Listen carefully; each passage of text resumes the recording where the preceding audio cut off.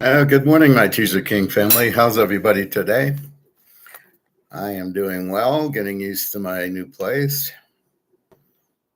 Off to IKEA today to get a TV stand and a coffee table. I never did that at the other place. I didn't think I'd be there long enough, and after Alabama, I didn't really want to have a lot more to move than what I have. All right, let's look. Ooh, all right. We had gold up to 45.88 or 45.80, and silver 73.83.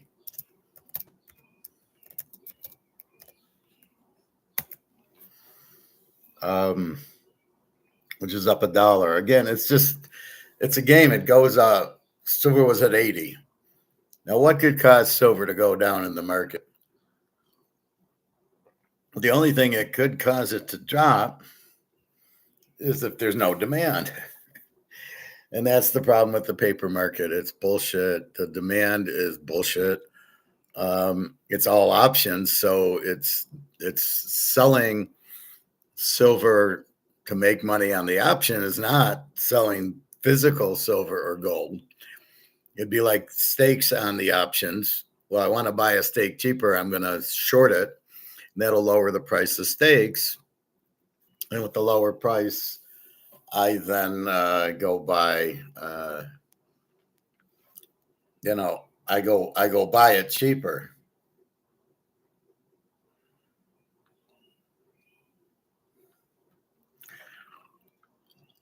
Which we know that's why options don't work to set prices.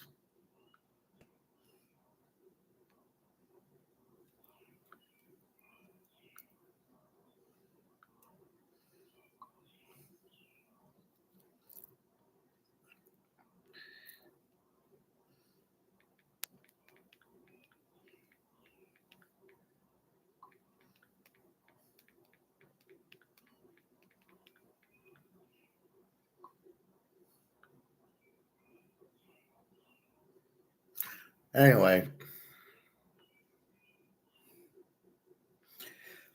so as we see, these are paper prices. They're really meant to keep the price fixed and controlled.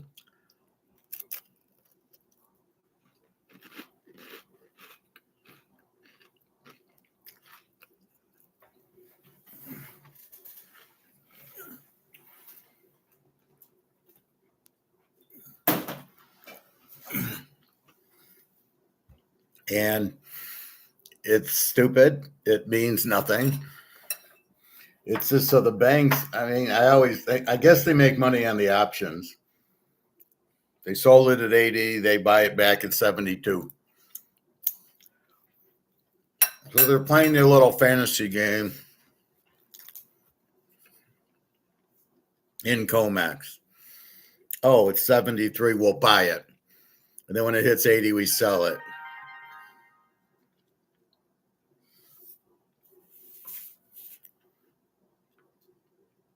Just a second.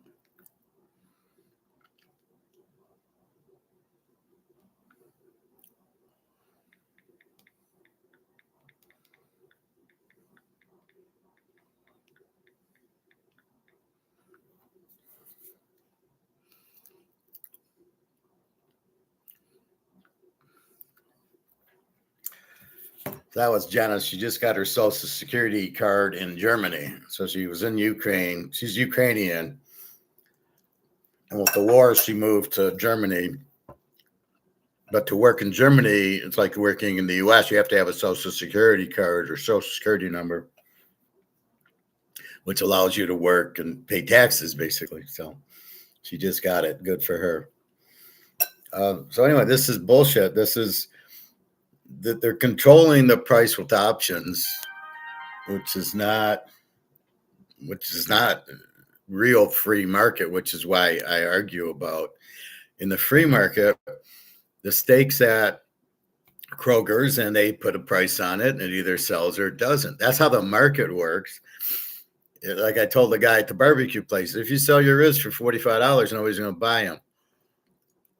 Not that he shouldn't, but the people will never pay that. We'll pay 30 and even grudgingly against that, but not 45.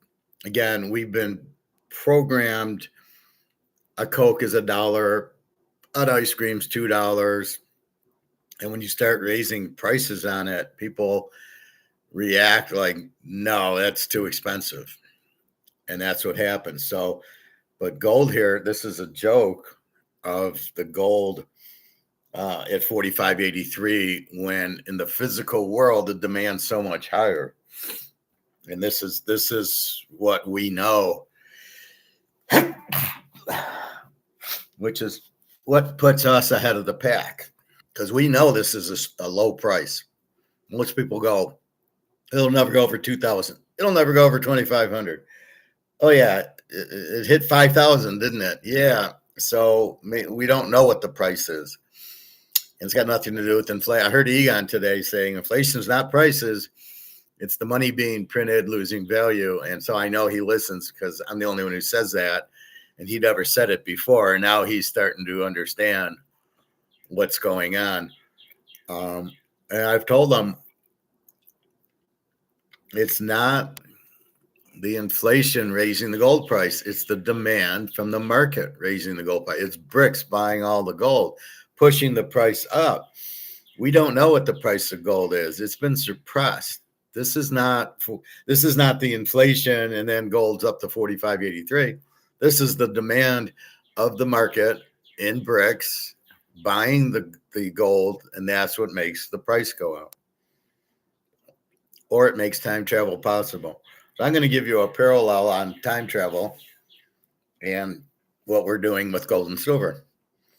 So I was watching The Twilight Zone, and the one where the professor from Gilligan's Island is on it, and he knows Lincoln's going to be shot. And he goes back in time, and there it is, the day of Lincoln getting shot. And he tries to warn everybody, like, I know this is going to happen. I know Lincoln's going to get shot at Ford's Field and da-da-da-da-da. And nobody listens to him, of course. And then Lincoln gets shot. And I thought about it. It's the same thing of what we're doing here. We know gold and silver is what you should be in. It's what you want to be in. It's what you have to be in.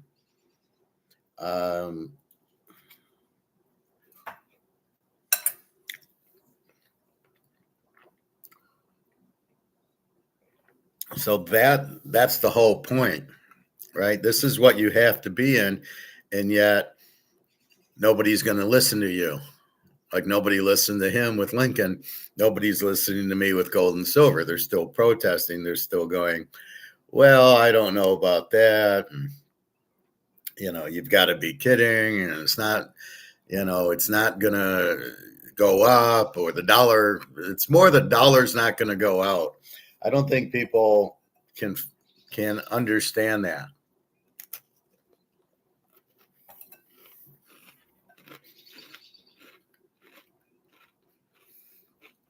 I'm going to play Egon's. It's about 6 minutes today. I'll play it later in class.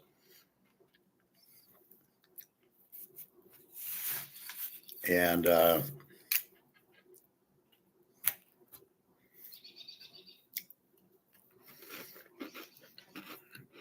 but he, it's again, people aren't educated. And I showed you that in that JP Morgan one on how they created the Fed and Devil's Island or whatever it was, Jekyll Island, Devil's Island, same thing. And that they control the school, the education of what is taught is by the bankers who will not want to teach you about gold and silver, who don't want you in gold and silver, who want you in money because they're Wall Street banks who want you in stocks and real estate trusts and annuities, things like that, or bank CDs. Oh, the FDIC. When I had a mother-in-law, she was, I want to be in the bank. I want to be protected. I want my money protected. So they have FDIC, and that'll protect me. And I just laughed at her, going, if we need to use the FDIC to protect us, to pay us if you have 250,000 in the bank, they'll never be there. One person, but if the whole system collapses and everybody needs the 250, they don't have it. And believe me, if you want to protect, so she nailed the topic but missed the conclusion. I want to be protected. Then you buy gold and silver. You don't say I'm there because of the FDIC. What's the FDIC going to do for you? It's insurance. It's like when Madoff did all that and SIPC was supposed to help all the victims, and they had no money.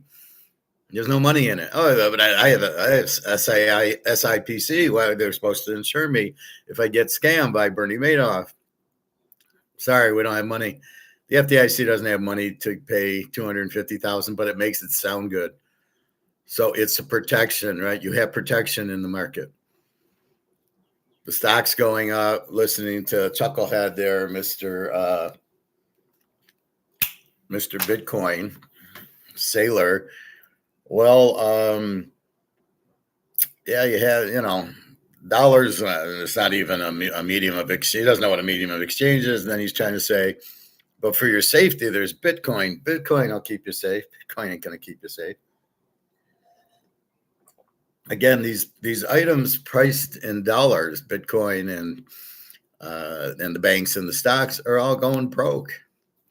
The boat's hit the iceberg, you're sinking. So if you want the protection, you want to be in something going up, and that's going to be gold and silver, because Bitcoin, even if it goes up, is priced in dollars. So what's the Bitcoin worth? Well, it's worth $1 million. Yeah, but the dollar isn't worth anything. So we got showing the Zimbabwe $1 trillion bill, which was worth a penny. So depending on your point of view, if you want protection, gold and silver. If you want an investment and make a lot of money, gold and silver. It doubles as an investment and protection. What else can do that? Because it can't be printed. But we don't have a physical price. So we look at this shit. We look at 45.76 and 73.65 silver, and we look at it and we go, what do we do with this shit? And this, we have to be smart enough to know this isn't a real price. Smart enough to know Lincoln got shot. We're smart enough to know this is a paper price, not a physical one. And so as these options go up, but the kicker is, as the Chinese ask for delivery on these options, they have to deliver, which they can't, because there's 400,000 tons, there's 4 million tons of gold and paper and 200,000 in physical. How are they going to pay off these asking for deliveries when it doesn't exist? Only 200,000 exists, and believe me, China's got probably 90,000 of it, and the rest of BRICS probably another 70. So that's probably 160,000 of your 200,000 is probably spoken for. Okay, so where are they going to get these tons to pay off people on the contracts? They can't. So the question is when does COMEX blow up? And that's what we've been asking, but it's out of our spectrum to know what triggers the collapse, because clearly they don't have enough physical to pay off these options. And they just keep playing the options like it's nothing. Well, I'll pay. Yeah, they're not. I don't really have the gold because I'm dealing with 4 million tons and there's only 200,000. So I'm dealing with about 4 million tons that doesn't exist. Why are we keeping this available? Why is this Ponzi scheme keep going? Oh, because JP Morgan runs the government and JP Morgan is running this. Every time I see this old stuff, it's always JP Morgan. He's like Dennis the Menace. He always gets in trouble.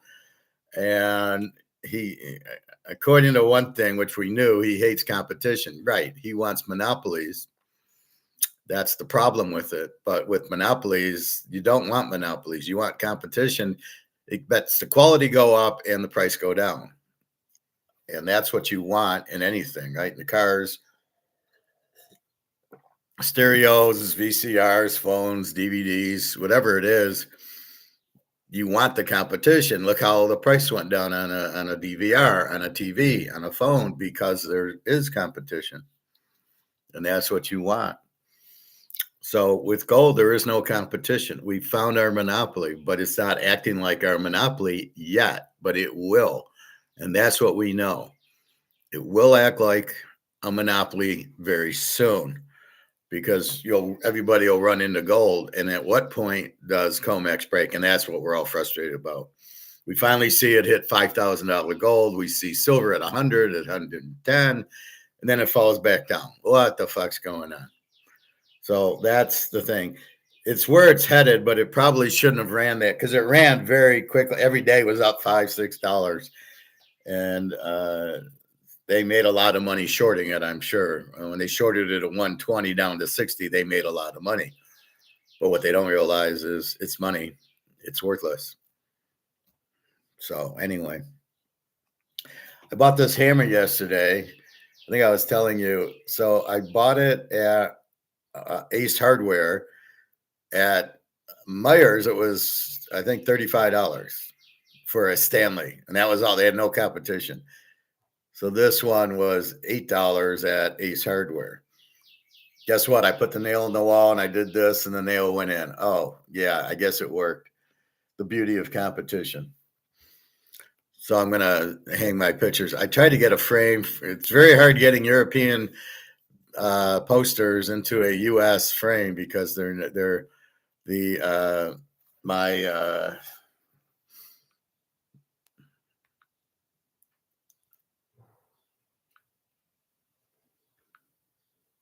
so my picture is 12 by 10, my little Picassos, but you can't find a 12 by 10 frame. It's 11 by 17 or 9 by 11 or 8.5 by 11 or whatever. So I don't know what to do. I'm going to go to IKEA and see if they have, because they are Swiss or Swedish or whatever. And then my Van Goghs are 36 by 22 is what I need. And again, it's like 24 by 30 or 40, and it gives you a lot of cardboard you can see. And at first I don't care, because I just have the frame. I want to put the poster into the frame. Look at the Van Gogh. Don't look at the extra little cardboard in it. But we'll see. But that's what I'm looking for.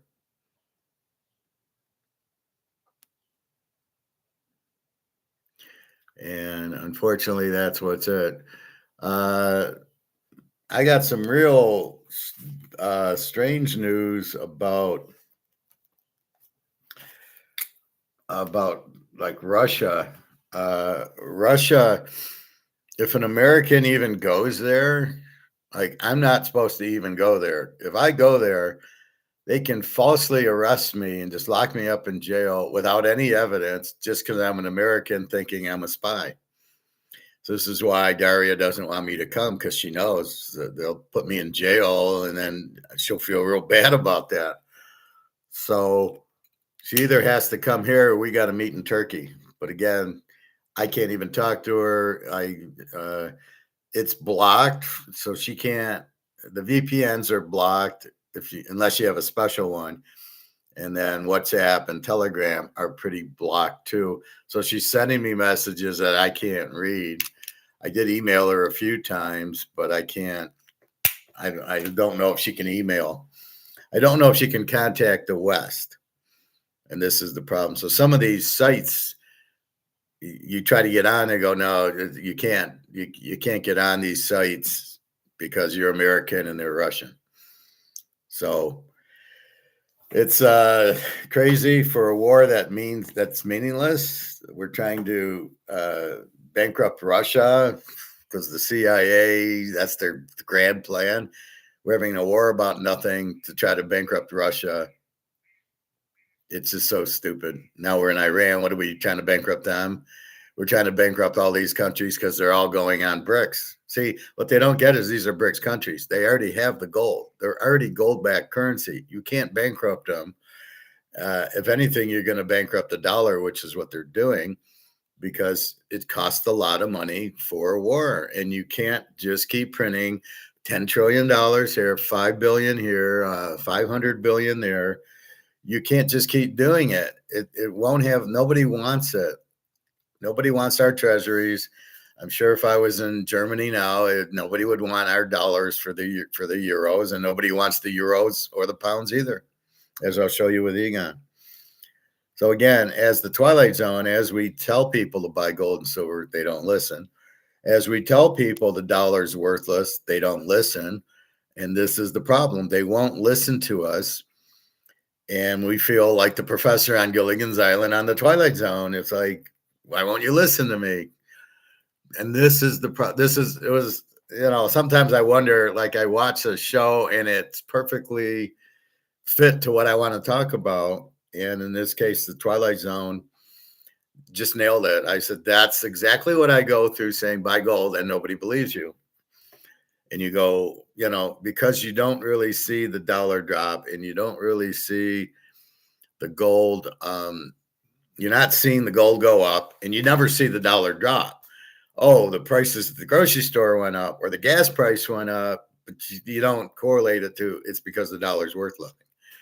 And the gas prices, because there's a supply shortage, is not inflation, as I said. These are the two biggest things. Inflation is not prices. So if the price of oil goes up, why? Is it because of inflation? No, it's because of the supply shortage. Is gold going up because it goes up because of demand, not inflation? The inflation is the dollar's worth less, but that doesn't mean gold's worth more. Gold should be going up like cauliflower and broccoli, but it isn't. And it's being, the bankers are, playing their little option games, and, it's just standing for delivery and a lot of that. So I don't know the trigger that ends COMEX. It should be triggered already because they don't have any gold or silver. Maybe they have a little, or maybe they're buying it cheap so they can cover these ask for deliveries. I don't really know when COMEX will blow up. I did ask Mark McGuire if he does his show today. Maybe he'll ask my question because I asked him. I almost called him Mark. I called him Andrew, but I was going to say, hey, Mark, when is COMEX blowing up already? Because this is bullshit. We don't have a physical price in gold. So I don't know, but we'll see. And then I told him, stop calling it the basement. It's inflation. You can't debase dollars. You inflate dollars. You debase gold. You pull the gold out of the gold coins. All right. Let's look at our basketball. Well, I've been cold in basketball lately. -4 yesterday. I had Philly plus 7.5. They lost by 100. And I had San Antonio over 217. Anthony Davis played, which I thought it was a serious injury.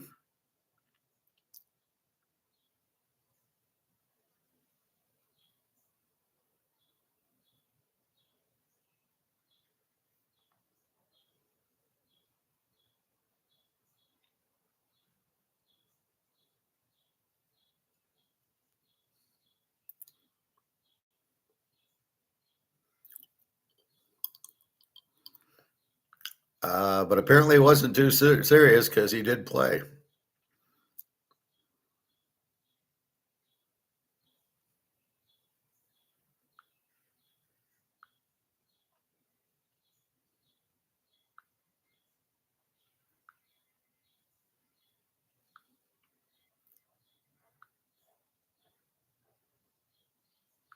Just a second.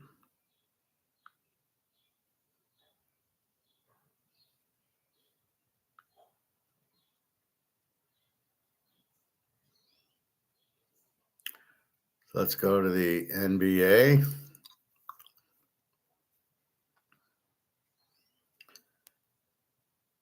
I was shocked. Now, I was shocked they won, but I understand why they won. New York, Philly was exhausted. When you play an emotional game 6 and an emotional game 7, you're usually flat in the first game. So the Knicks win 137-98. We're betting Philly back in game two. So we lose with Philly plus 7.5. Again, 2 units. And Minnesota beats San Antonio 104-102. We're over 217. So I lost both of those. So something's funny's happening with my picks in basketball. So anyway, 206. Surprised they didn't score more. We're seeing a little more defense, although the Knicks over was 213 and they got 235. All right. Today we got Cleveland at the Pistons game 1. Cleveland came off the game 7 on Sunday, so they could be flat also. Detroit is 3.5, 215.5. I'm going to go under here because Detroit really doesn't have a good offense. Under 215 seems like a large number. I'll go 2 units. And the Lakers go against Oklahoma. Luca Brasi, they said they don't. He's getting ready to play, but I think he's out for game 1. And we have Oklahoma by 15-13. Yeah, that's just a tough game. Hard to lay 15. But I'm going to take Oklahoma without Luca Brasi. Minus 15. I'm only going to go 1 unit there. I don't really like the game. I like it later in the series when the backs are against the wall and they have to win. We made a lot of money in the first series of playoffs. And that's where it's at. So, again, new series. Home team normally wins game 1. And here you got Cleveland coming off of a game 7 as Detroit. Detroit, I don't even know how they made the playoffs. They're terrible. Oklahoma's by far the best team with San Antonio, and I'm shocked Minnesota beat them. Too bad the games aren't on TV, so I could actually get an idea of Minnesota and San Antonio. Wimbledon is seems like a good player, so I don't know how they lost at home. But that sets up where San Antonio now down 1-0 at home has to win. So I don't know. Oklahoma, LA. We'll see. LA really played Houston without Durant. Houston was really shorthanded, so we don't know. LeBron, and no Luka. So we will see. All right, that's that. Let's go to baseball.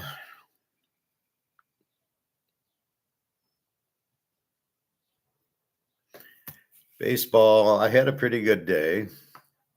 Now, the Detroit game I had to scratch because Skubal was supposed to go and he got hurt as I called. Now, what are you going to do, Tigers? Instead of sitting him out and resting, not playing him so he wouldn't get hurt so you could trade him, you're fucked.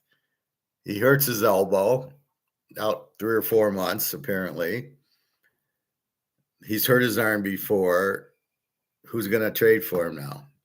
Oh, he's Cy Young. Maybe the Yankees are stupid enough or the Dodgers are stupid enough to trade for him, but he's not a winner. He'll never do anything. So it's definitely going to hurt your trade value to trade an injured guy. There's no way. At best, he gets maybe a 3-year contract till he gets hurt again. I don't see how you're going to go. I don't know how he wants a 10-year contract. The guy's 30 years old. He's going to pitch until he's 40. Only Nolan Ryan can do that. No, he's not pitching in his 40s. He's already on the shelf. So let's look at yesterday's action. I did hit my 4 unit and my 3 unit. My 4 unit was the White Sox under 7.5. My 3 unit were the Yankees. And let's take a look at the action. So if I give you a game now and then like Skubal doesn't play, then obviously I'm taking it off, but I can't tell you that. If you buy my picks, if I start selling them, which I might do soon, then you buy the picks, I would take it off.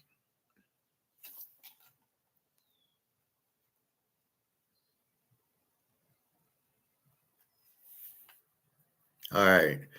We start off with the Mets over Colorado. Colorado on a losing streak, still on a losing streak. I didn't like the matchup, so I didn't play it, but that's why you bet the streak.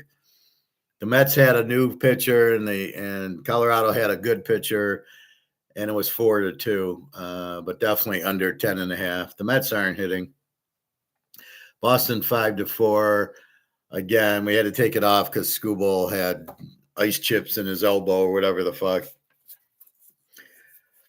So we deleted that or avoided that pick once we heard that news. The Phillies won over Miami, and we had Miami, and it was a 1-0 game of all things. So we lost with Miami for 2 units.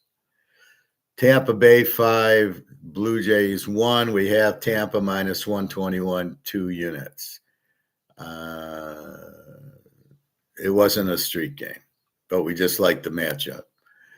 The Yankees 12-1. That was a 3-unit play. The Baltimore on a 4-game losing streak, now on a 5-game losing streak. So Baltimore and Colorado are live to play against today. And we hit the Yanks, even though it's 204. We played 3 units because they're on this. Because basically now the Yankees are on a streak, as are Baltimore on the losing streak.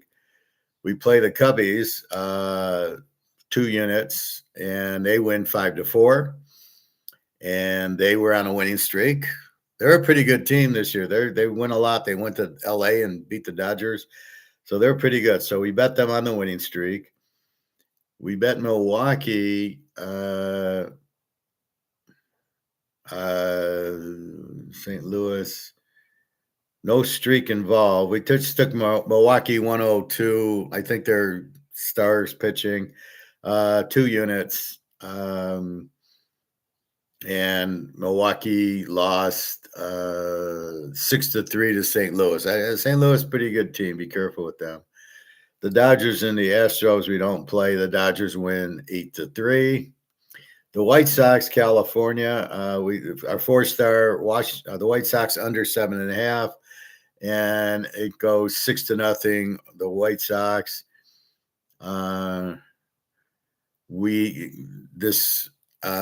Soriano pitched very well. He's like the new stud. He'll probably win the Cy Young. And they don't score. And the White Sox had a good pitcher. They both had good pitchers, which is why we went under. This Maruka Maki mashed his 14th home run. So the White Sox have a hitter they found. How about that? The Seattle beat Atlanta 5-4. We didn't play that.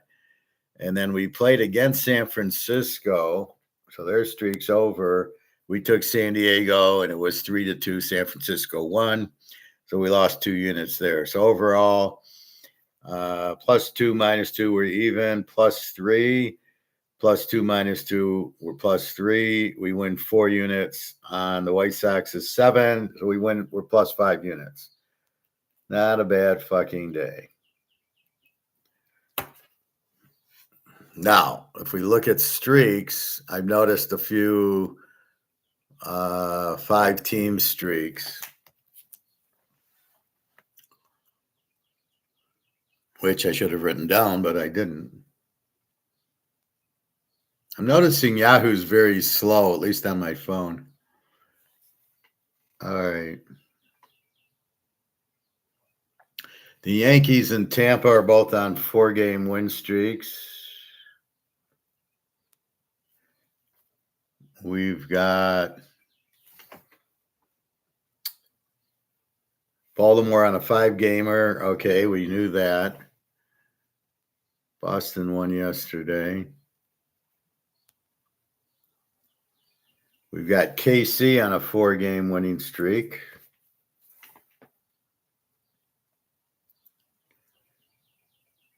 Nothing else. Let's go to the Nationals.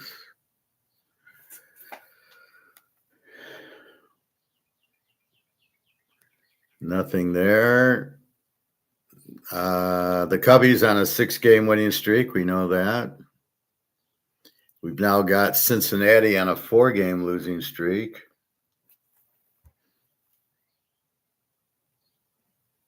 We've got Pitt on a 3-game winning streak, but we're not going to play him unless Gaines pitches. Then we'll dump hard on him. We've got Arizona on a 4-game losing streak and somebody on a 5-game losing streak. Colorado, which we already had.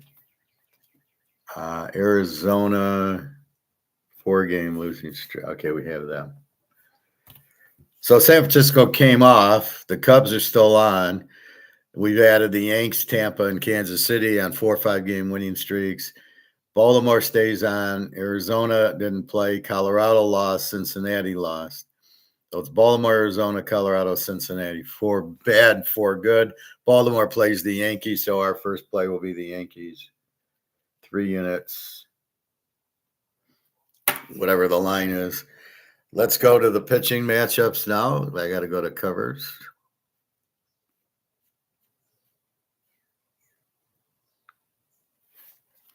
I did find my other sheet, and on 5-3, I won 8 units on Sunday in baseball.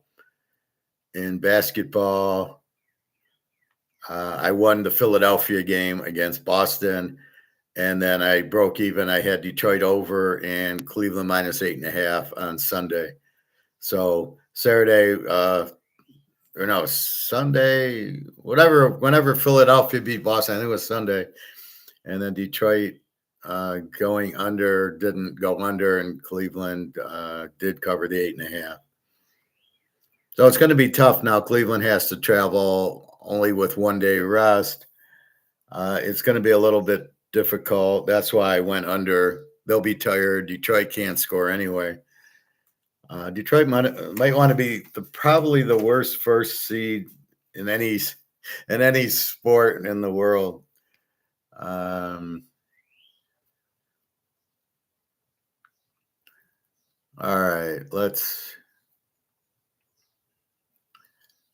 go to the 5th. We start off with Toronto, Tampa Bay. Tampa Bay's on a winning streak. They're minus 122 and 7.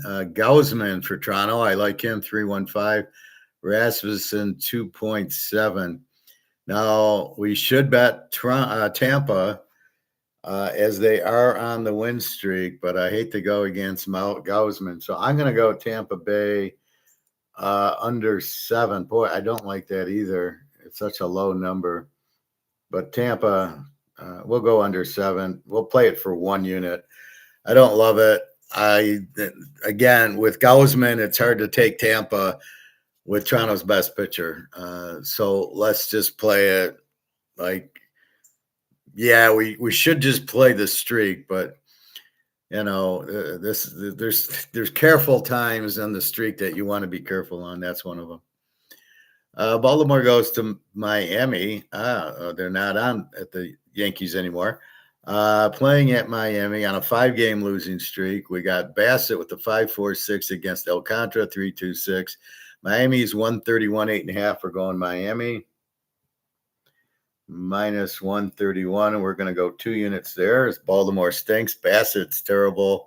A lot of guys on the IR. And I noticed how they changed it to IL, the injured list instead of injured reserve. What the fuck? Why do they keep changing? It's not the first down anymore. It's the line to gain. Why do they change it? That's a very socialist thing that they're doing to confuse you. And it doesn't add value is what I always say. Does an electric car add value? And I was really thinking about that real quickly. And I think Elon Musk is probably behind this whole thing with the oil. Because when you ask the question, who benefits from higher oil, it's Elon Musk with his electric car. So keep that in mind. There's always who benefits from higher oil, right? And that would be it. Okay. So we're taking Miami. Boston goes to Detroit. Detroit 152 and 8. We got Moran, who's a reliever, goes against Framber Valdez with the 3.38. Detroit better at home because they steal the signs.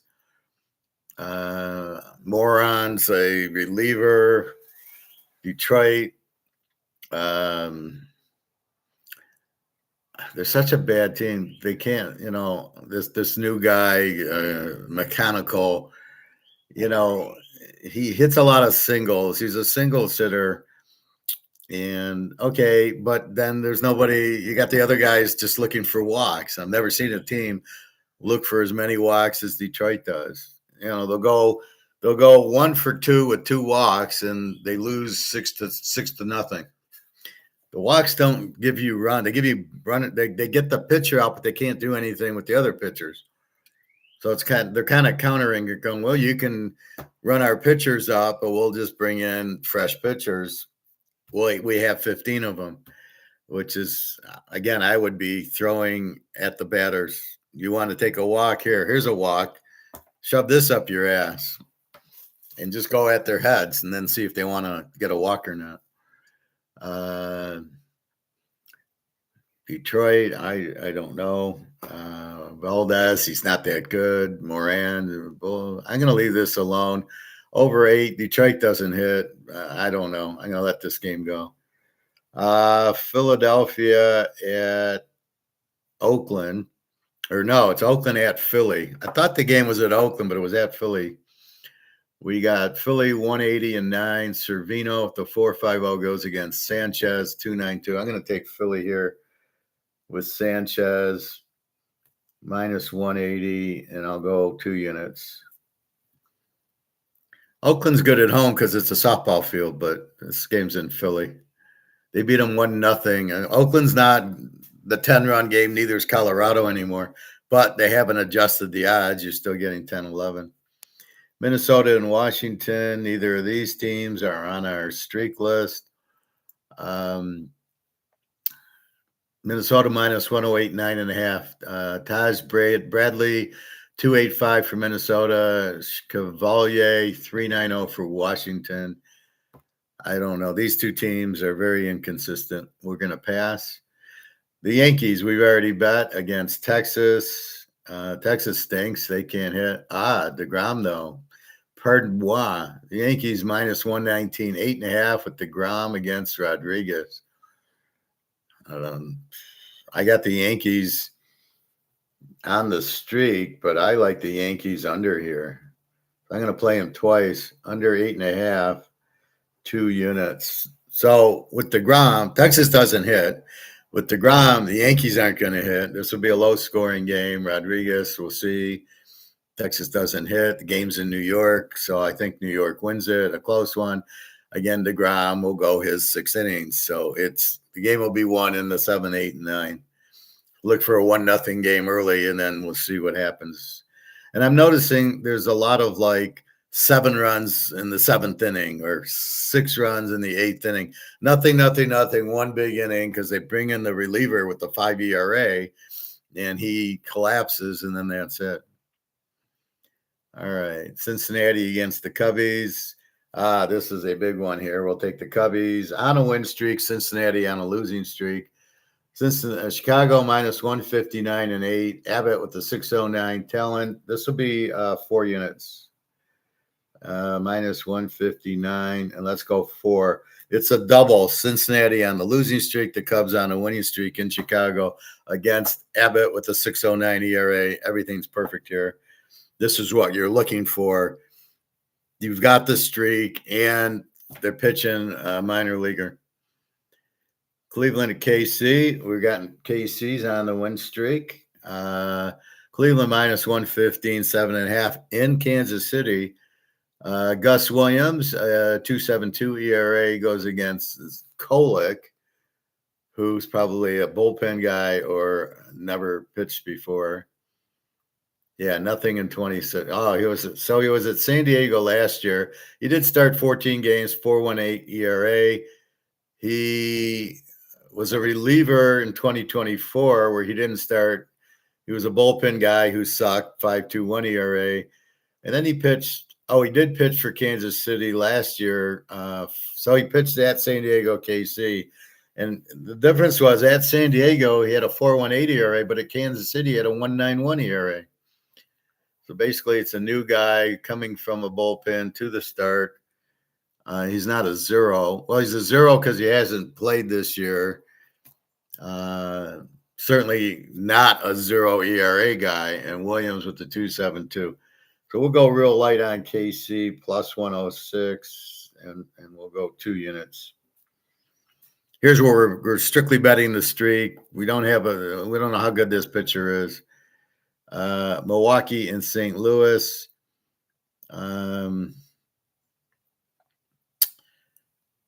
We don't have anything. It's even minus 104 instead of minus 100. We got a total of 8. We got Sprout, a 7-11 pitcher for Milwaukee, and Palantir 3.77 for the Cardinals. I like this game over 8. When I go through the 2 units, when I go through the batting order, I'm seeing a lot of 300 hitters lately, a lot of 260. Some teams have 5, 6, 7 good hitters. St. Louis is one of those that has a lot of good hitting. So we'll go over 8. Sprout, they're going to get 5, 6 runs on him. And Palantir 3.77, they should score on him. So going on, instead of taking St. Louis, we'll go over. The Dodgers in Houston, nobody on a streak. Dodgers minus 218, 8.5. Shotani, which I don't buy this 0.6 ERA against Lambert with the 3.60.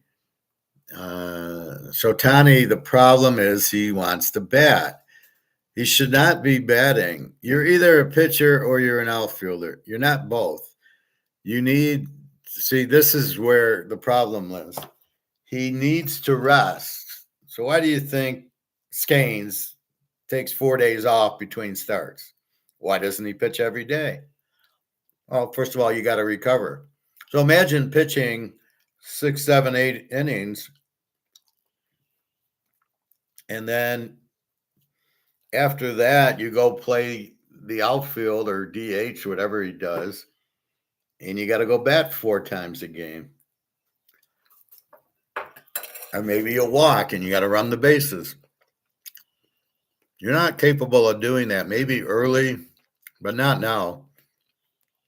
Him playing these other games hurts him. That's why he's in a slump. I love it. I would beat him. I'm sorry. If I'm Houston, my first pitch is going at his head.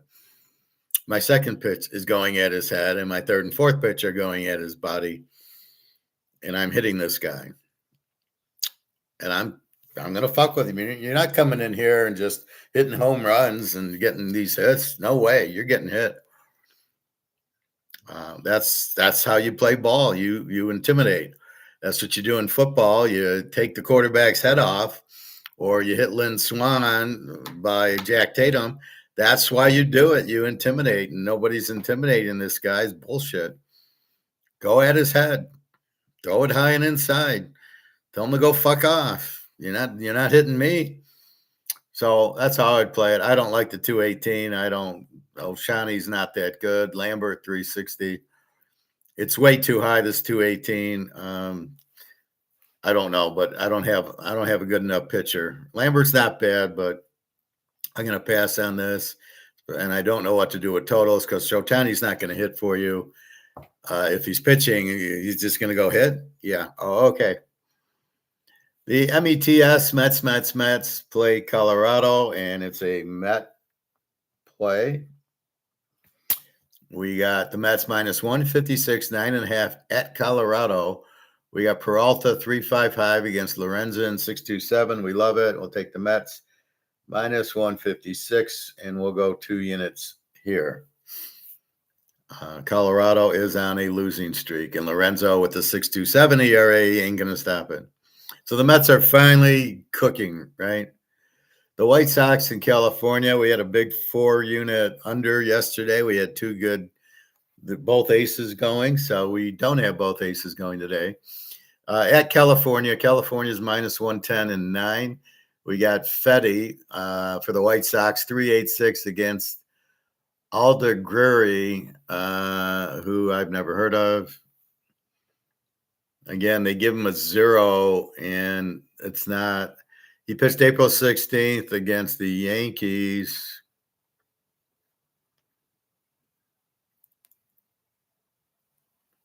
Weird player stats.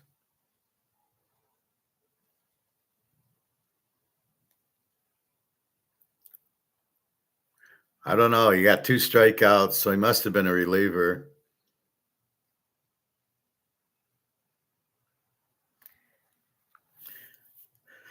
So I assume he pitched 1 inning. 0 ERA. It's totally misleading against Fetty. The White Sox under 7.5 won. Eldreddy is probably a reliever. He's going to give you 1 or 2 innings. So you really, now it's unknown how the bullpen pitches. The White Sox have this big home run hitter. So I'm going to watch this game. I would probably take the White Sox, but I'm not going to play it. Pitt goes to Arizona. Pitt is hot. Not that hot. They're on a 3-game winning streak. We're waiting. They don't have Skanes. If Skanes was going, I would pound it pretty good. Arizona minus 130.9 in Arizona. Chandler for Pittsburgh, 4.97 ERA against Rodriguez, 3.09 ERA. Pittsburgh's got a lot of hitting. They got 4 or 5 guys, 280 or above. Arizona, I don't know. They got 10 runs in that 15-unit underplay.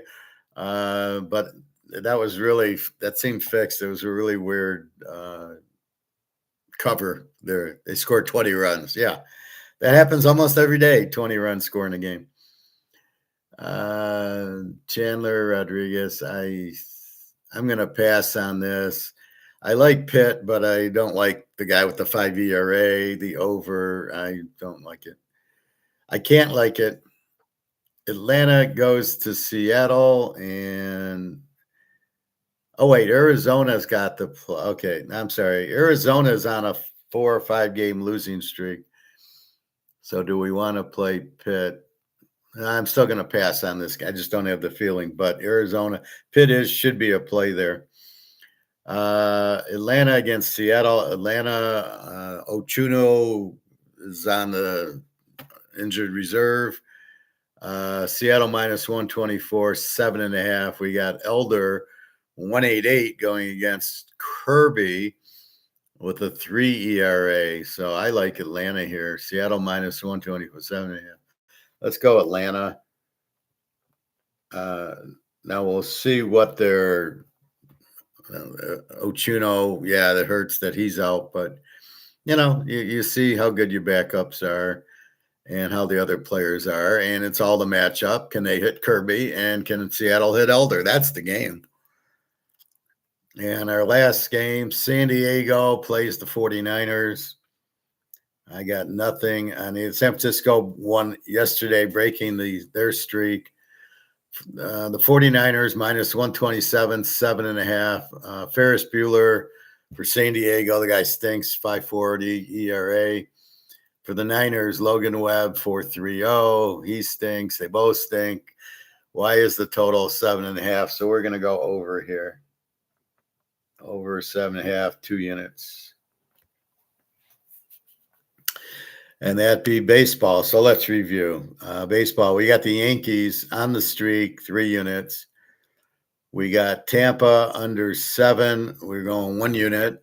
We've got Miami minus 131, 2 units.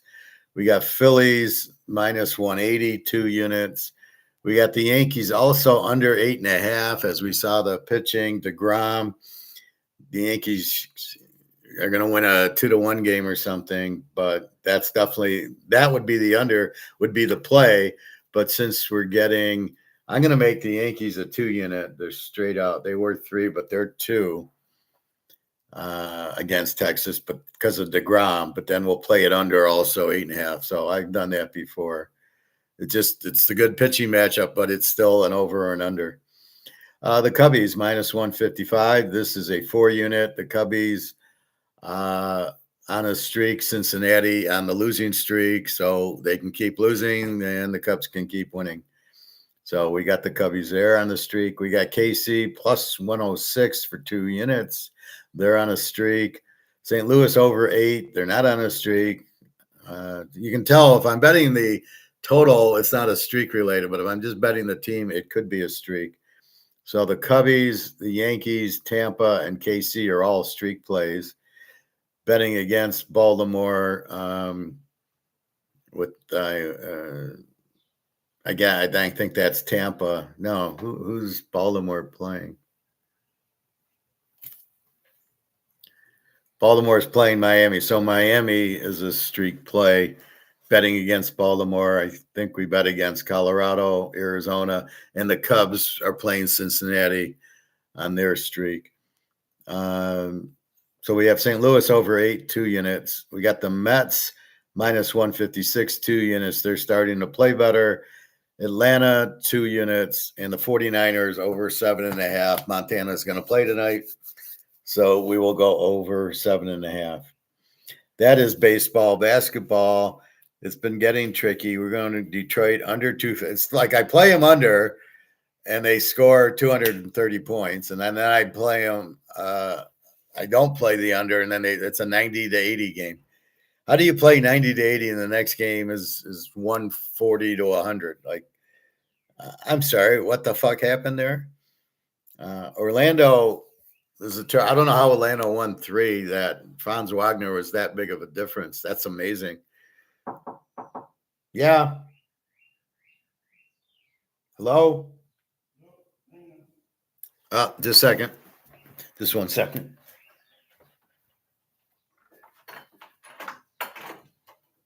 Hi. Hello. Good to see you. Hello, sir. You here for the fridge? Mm-hmm. It's not talking right now, but it comes on every 20 minutes and it makes a fairly loud noise. It sounds like a washer, as if they're like the dryer cycle, or if this was going on. So it sounds like that. Mm-hmm. It's a little bit loud, but again, I'm getting used to the apartment. So if you can just kind of adjust it or see if it's hitting something. Yeah. And it goes on for like 20 minutes. That's the noise you were talking about? What's that? That is the noise? That's the noise, yeah. So it's not as loud as it was, but it's annoying and it is loud. It seems to be getting a little bit softer. So if you could just check that out and see if there's anything that's happening to it. And then it goes on for like 20 minutes. Yeah. No, because I don't hear anything. It's a little bit, yeah. You know, this is our fridge, you know. Yeah, it was. Maybe it was louder on the weekend because maybe we just turned it on, right? Because it wasn't being used. Mm-hmm, exactly. Because Saturday and Sunday was really loud and it was freaking me out because I can't even. I'm on the phone and I teach class right now and I'm hearing it. And I have noticed it's quieted down quite a bit. Yeah, because you see it right now, it's, you know, they say, you know, so I don't hear anything, to be honest. Yeah, well, that's all I hear is that. Yeah. So I'm getting a little bit more comfortable. So if it quiets down like this, and that's good. How do you turn it up? What are you turning? Oh, that? Yeah, I didn't know. I had it a little bit lower. It seemed to be really cold in the freezer. Does that do the freezer and the fridge? Yeah. Okay. Yeah, this isn't a bad noise if this is where it's going to be. No, it's not. Yeah. Okay. And I know it's got to come on to cool it, but maybe it was just really loud over the weekend. Yeah.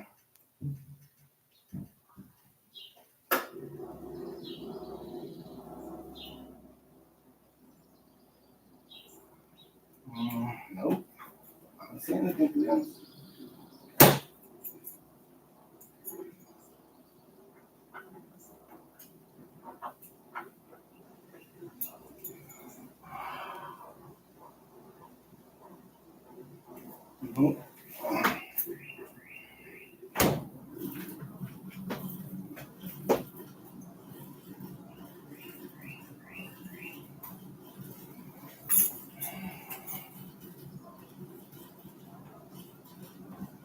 Mm-hmm. No. So I'm going to say because we started it, it was noisy. Yeah. I mean, it was like you could hear it come on, and it would go for 20 minutes, and then it finally died. You would go, okay, peace and quiet. So this does not sound as loud as it was. Mm-hmm. I noticed it yesterday. It seemed to calm down. Mm-hmm. So as what you're saying is when we first turned it on, for some reason it was much louder. Yeah. And now this is much quieter. So yeah, if you have, this is going to give you an issue, so yeah, let's go to the office and let me back, okay? Yeah, no, I appreciate how quickly you came out. But like I say, I think it's quieter than it was on the weekend. Yeah, okay. Okay, doctor. Okay, thank you so much. I appreciate your time.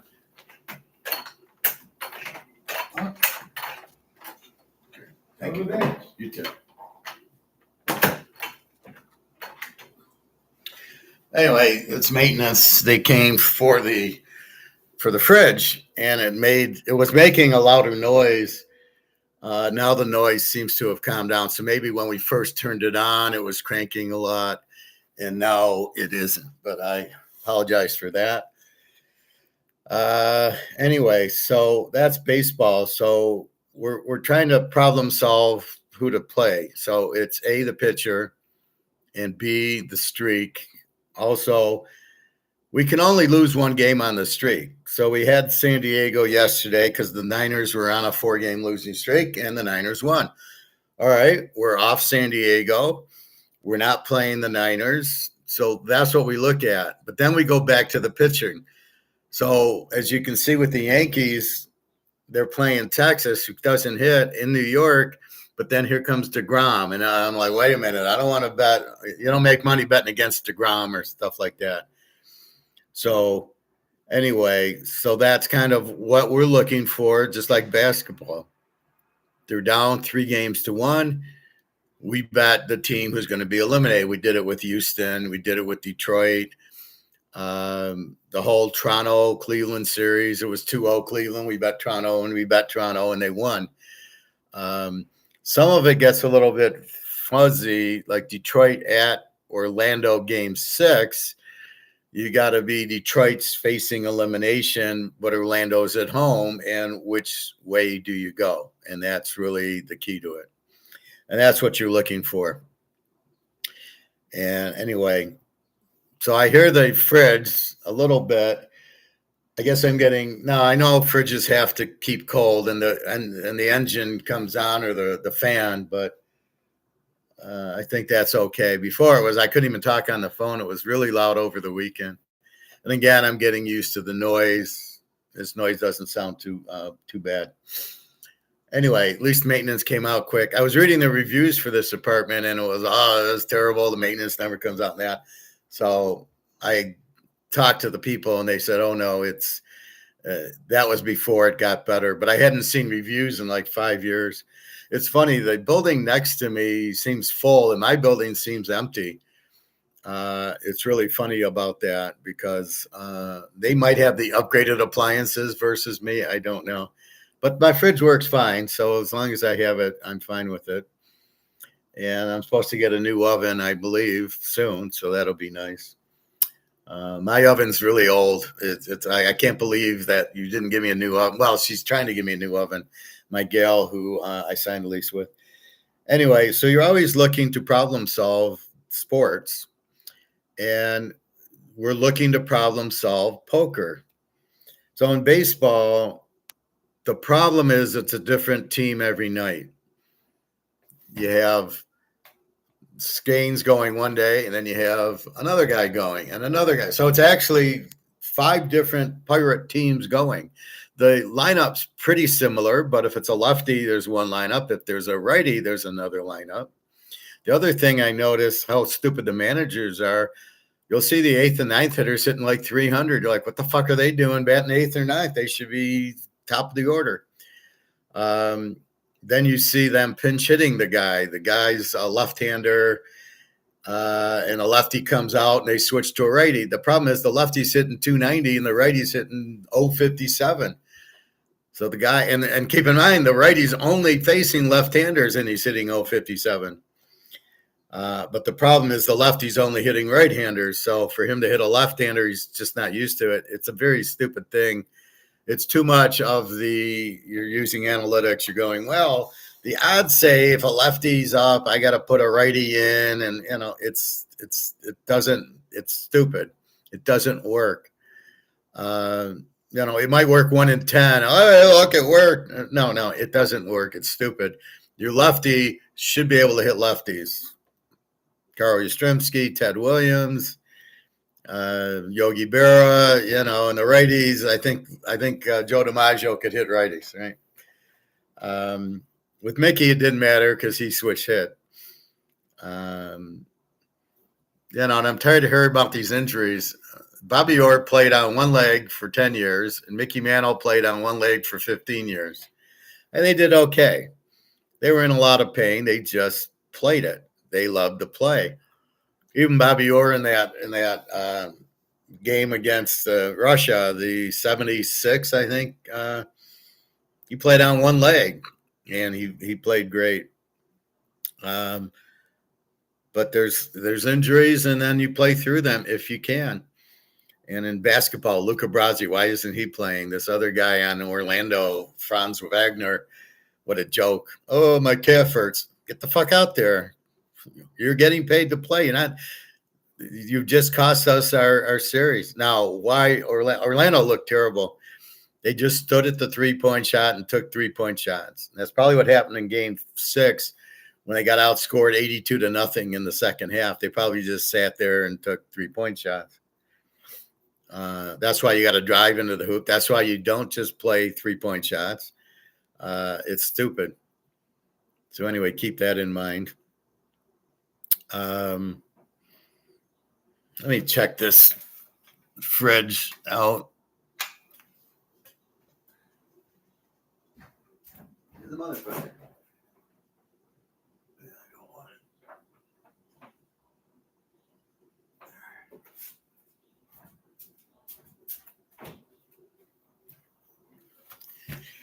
Anyway, so everything's really problem solving. I'm problem solving Daria. Did she leave me? Is she not talking to me? Or she can't talk to me? And I believe she can't. I believe Russia. And when I look it up, Russia is saying we're blocking Telegram and WhatsApp and these VPNs that aren't any good. And we're blocking the internet, so she can't even email me. So this is going to be a problem. I mean, I pay her rent or part of it and help her with food. And it is not a scam. This is a poor person in Russia, which we all know Russia is not a rich country unless you're Putin. And Alyssa asked me, what's the most you said? I said I paid her $500 for a filler tooth, whatever you call them. Implant. And she showed me her teeth and it was messed up. And then she got the implant and she showed me her teeth and she showed me the implant. That's not a scam when you need an implant and you get it. The scam is when they say they need money and it's bullshit. And then she needed wallpaper to keep her rent down. And I gave her a couple $100 for the wallpaper, and she shows me the wallpaper. She said, look, here's the wallpaper. So if she's actually trying to live and I'm trying to help her, it's not a scam. So we will see. So, but this is definitely, even her sister lives in America, says I can't talk to her. She's not on Telegram. So I don't know what she'll do because I got rent coming up Monday and I'm not going to just send it. See, what would trigger it is I would send it and I'd say, PayPal sent. She'd contact her sister because her sister's in the U.S. She had a Russian bank account. She'd take the money, convert it to rubles, and pay Daria with the rubles. So ruble to ruble, she was able to do it. I don't have a Russian bank account. And so that's the problem. And so how do you problem solve this is what I'm trying to figure out, is how do I contact her and tell her that? Now I'm going to show you something here which makes your back of your head stand up.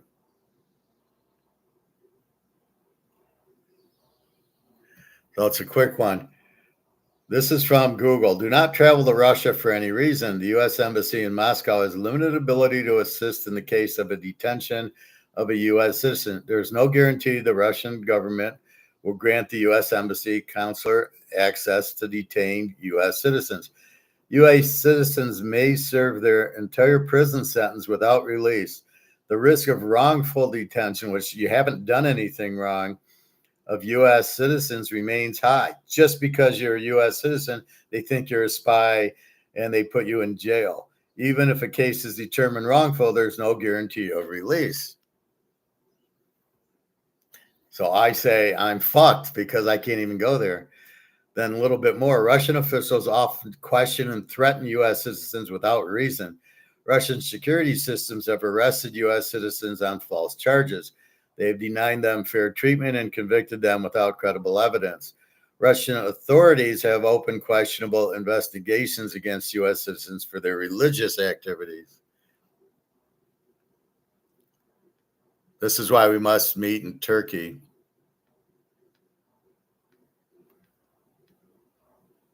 So that's what I read yesterday. And that's why it's hard for me to go there. And that's why she doesn't want me to go there. I have friends who said, well, just fly there. Well, A, my money won't work. And B, I'll probably end up in jail. And that's what Daria's been afraid of having me come there is she knows that they're detaining Americans, throwing them in jail. She doesn't want me to sit in jail in Russia. She's saying, don't come. It's not that she doesn't want me. It's she can't. So again, that's what you got to understand. And my money's worthless there. I can't use my credit cards there. I have to bring cash, go to a Russian bank and get a Russian credit card so I can pay the hotel and the restaurants. I don't know about gold there. If I can even like bring an ounce of gold and sell it for 5,000 US dollars or whatever it is in rubles. I'm not sure I can do that. I'm not sure you can have gold in Russia, except for Putin's swimming. I'll go to Putin's swimming pool and I'll pull out a bar. So again, this is another problem-solving case. How do I contact Daria? Now, I did hear from her a week ago Sunday, and it was, "Hi, love. How are you?" And she couldn't go on from there. Which I'm sure she would have said, I'm okay, or my VPN. And I can't even get an email from her, which is really strange because the emails are probably blocked also. So it becomes difficult. Anyway, so that's what we're doing in sports is problem solving, right? The pitcher, both bad pitchers, the team's hitting. I look at pitching ahead of hitting. I look at defense ahead of offense in football. And the difference is, like I say, you're playing, there's 5 New York Yankee teams. The one with Fried, the one with the next pitcher, the next. So with those pitchers, then you get these guys with the bullpen, they pitch 3 innings, and then you got the bullpen going, which is incredibly hard to problem solve. So that's why I like Scanes and I like Fried and some of those guys. That's why I give Scooble the business with his 5-6 inning crap, where then it goes to the bullpen, so you can't bet on them. But Scooble has been pitching shitty anyway, and now here's my elbow. How are you going to trade him now that he's injured? And I told you he would get injured. How do you trade him? Well, he's injured. He's got elbow injuries. He's had injuries before. He wasn't a very good pitcher. And then all of a sudden he got good the last 2 years. Probably had arm pain when they took him out of the game against Seattle in the playoffs when it was the elimination game and he goes out after 6 innings. He was probably injured. They didn't want to say it. He should never have pitched this year because you're not going to sign him. You only can trade him or just let him walk. And if you're going to trade him, you can't pitch him because he's got a history of injuries, and here he's injured. So who's going to want him? Yankees are going to pay $40 million for an injured elbow? I don't think so. He's good, but how long is he good for? So I think this is the problem you have.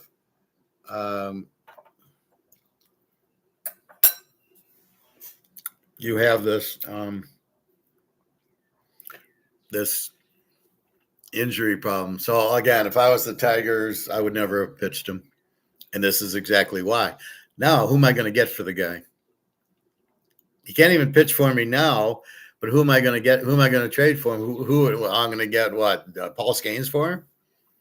I would trade Skubal and McGonigal for Paul Skeens in a heartbeat.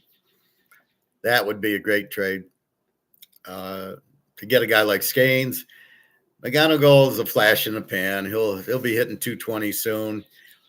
They'll figure out how to get him out, and then he's got to figure out how to refigure how to get hits. Anyway, so we problem solve everything. So we problem solve gold. We understand first that the dollar is worthless, that if you print the dollar, it loses value. If the dollar loses value, why would you want to hold something that loses value? Right? So you want to hold a Mantle card because the value goes up, Montana's rookie. But do you really want to hold the dollar as we watch this value go down and down and down? I got a little lamp with a hood. It was $35 for a fucking $5 lamp. So I returned it and I said, you know what? I don't need a lamp in the bedroom, and I have a lamp for here. So I will use that. And why do I want to hold this that's going down? Right? It's losing value.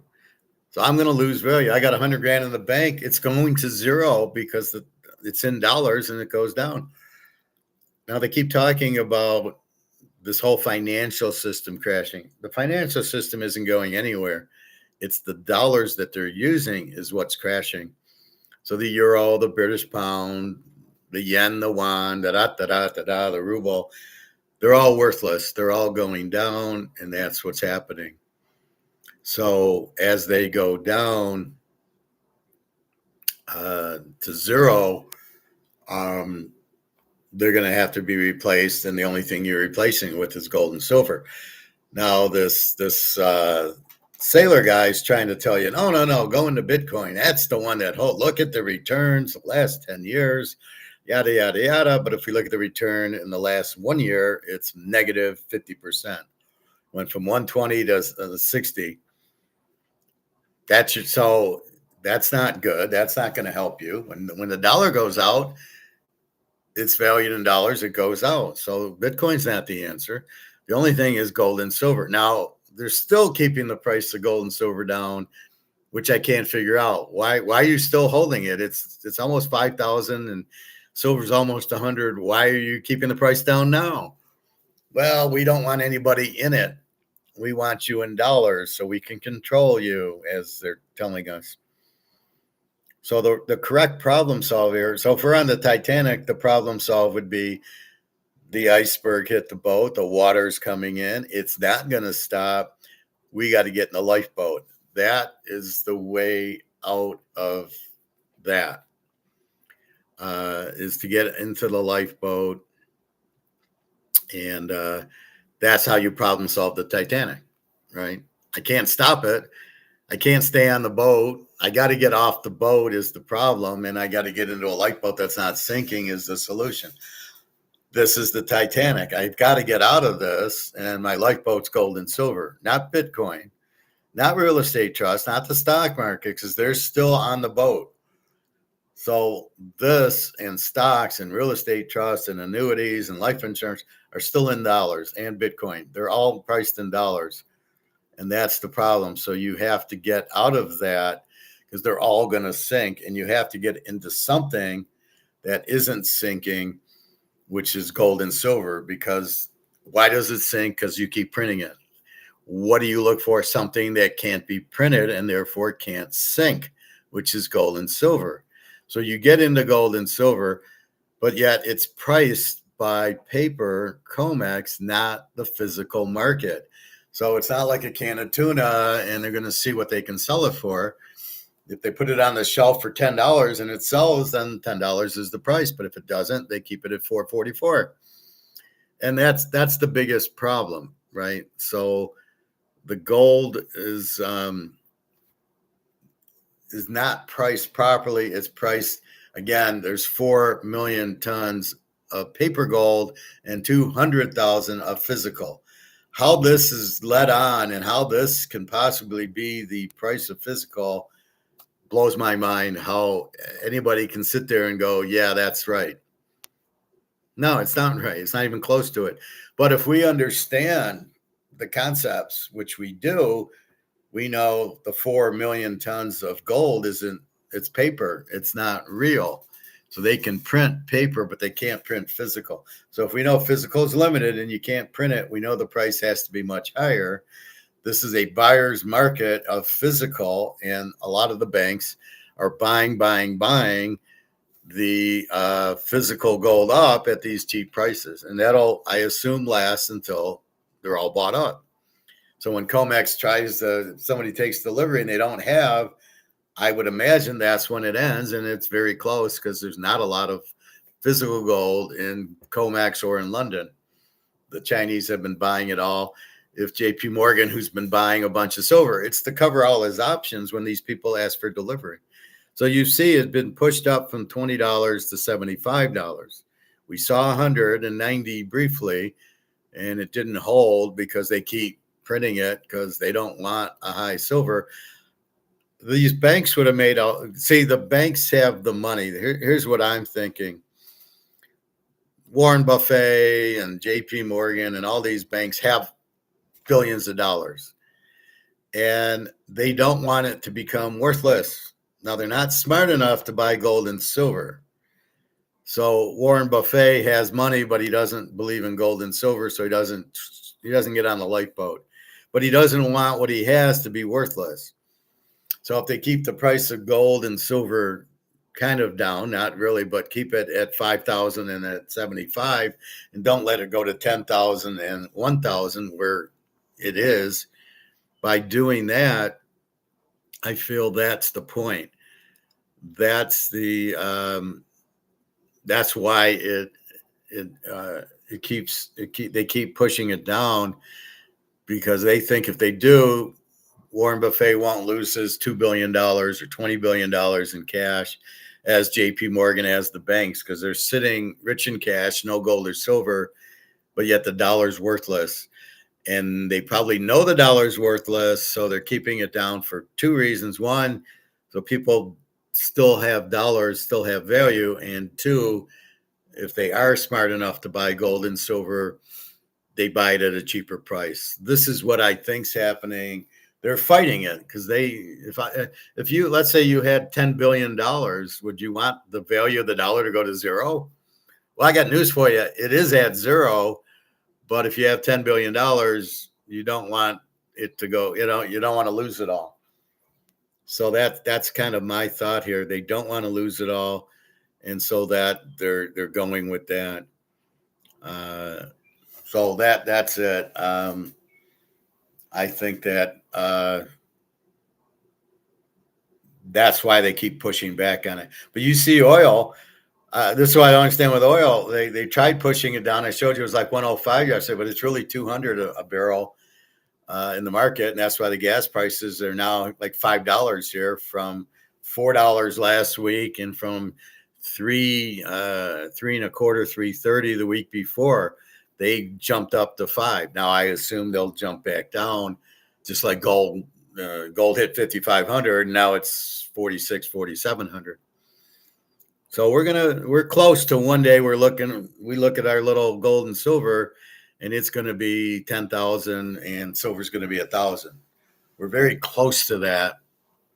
I don't know if we have to baby step it, or just like gas, it was $3. Then the next week it was $4, and then the next week it was $5. And I got a feeling it doesn't have to go 10, 20 cents. It can 4 or 5. So we'll see. But I think the same thing should happen in gold and will happen in gold. It's, that's where we're at. I mean, it's just, you're going to problem solve it. So it's the way to be, because it's very limited, right? We know it's 200,000 tons. So the question you have, for gold to go up, there has to be more demand than the 200,000 tons that's in the world. And that includes if it's on the bottom of the ocean on a Spanish ship that sunk. There's only 200, let's say 220,000 tons. That's it. Now, the question is if the demand is more than the 220,000 tons, then the price goes up.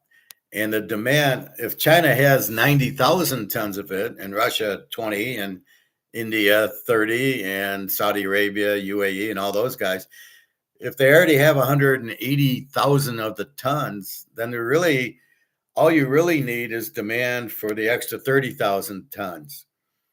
And is there enough demand for the 30,000 tons? And that's probably where we're at. There's probably, let's say, 25,000 of the tons eaten.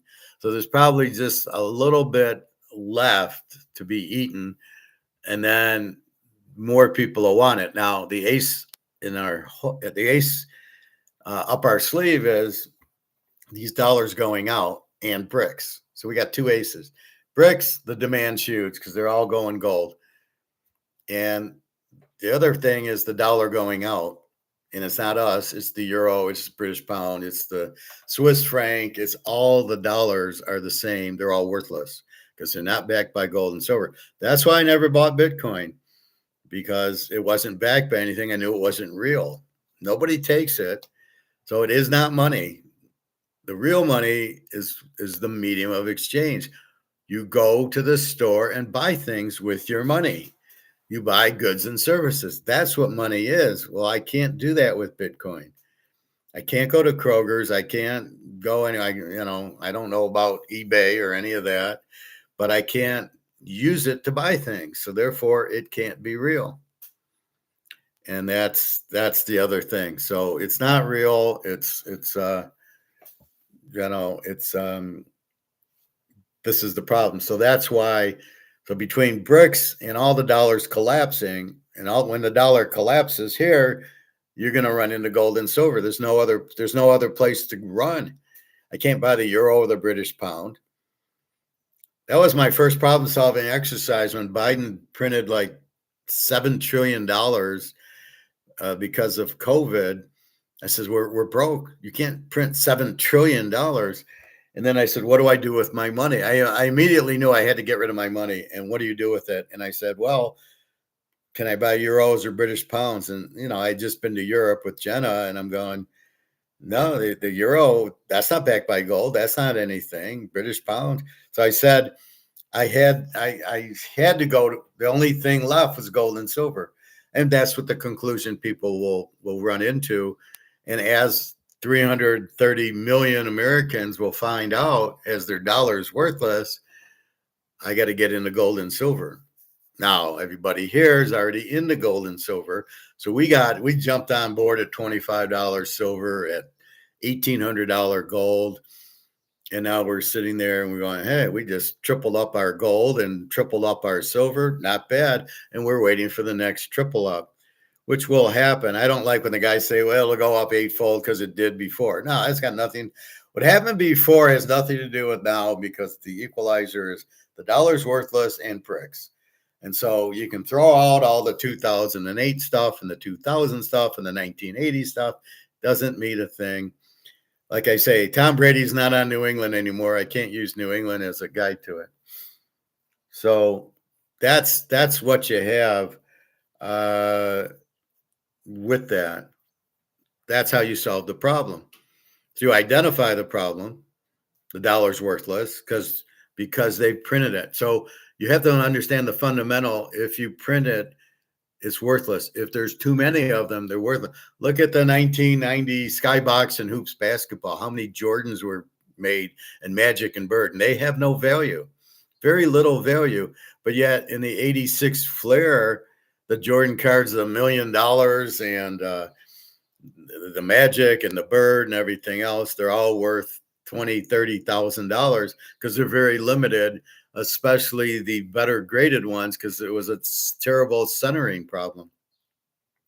So, if it's limited, it's worth a fortune. And if they printed 1 million of them, like Skybox and Hoops in 1989, 90, 91, then they're not worth anything. And that's what you have. And that's why they started coming out with inserts, was my idea.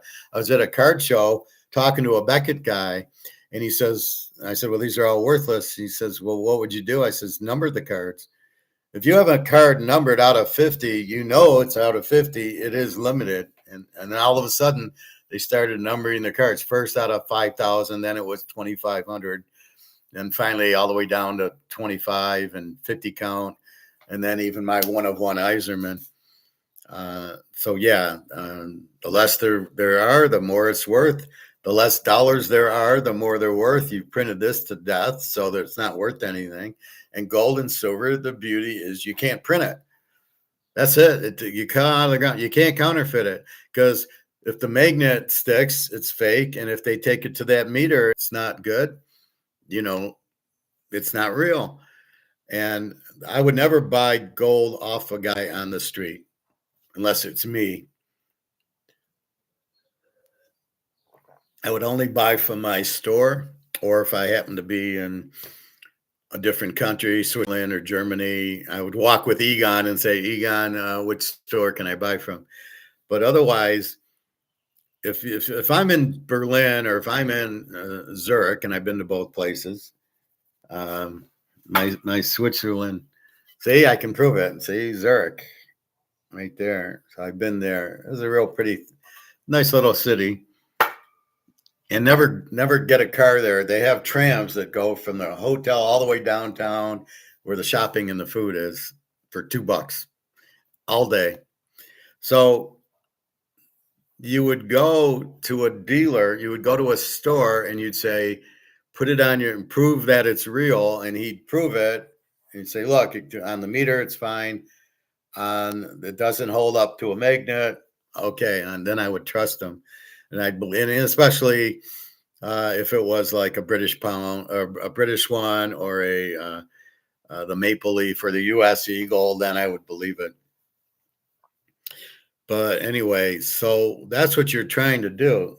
So now that the demand's there and everybody's holding dollars that are worthless, as they start to figure that out, they will go into gold and silver. But there's not enough gold and silver for everybody to have. And that's the biggest problem. And that's why the price will go to the moon, because of that. And you already have BRICS buying all the gold and silver already. So BRICS is already buying. Then you have people in America, in Britain, in Europe, in Africa, in China, as we hear from Pat, where he says there's lines, 6-hour lines to go buy gold and silver if you can even get it. So you have people realizing their dollars are worthless. They're going to go into gold because there's nothing else to go into. You have to go into gold and silver. You can go into a Mantle card. You can go into a Rolex. You can go into a Van Gogh. But again, it's not, well, I'm rich because I have a Van Gogh, but I don't have any money. Gold and silver, I can at least use the silver as money, and I can go to the store, my gold store, and give them an ounce of gold and get whatever the money is being used now. So you have that. So those are the biggest kickers for gold and silver.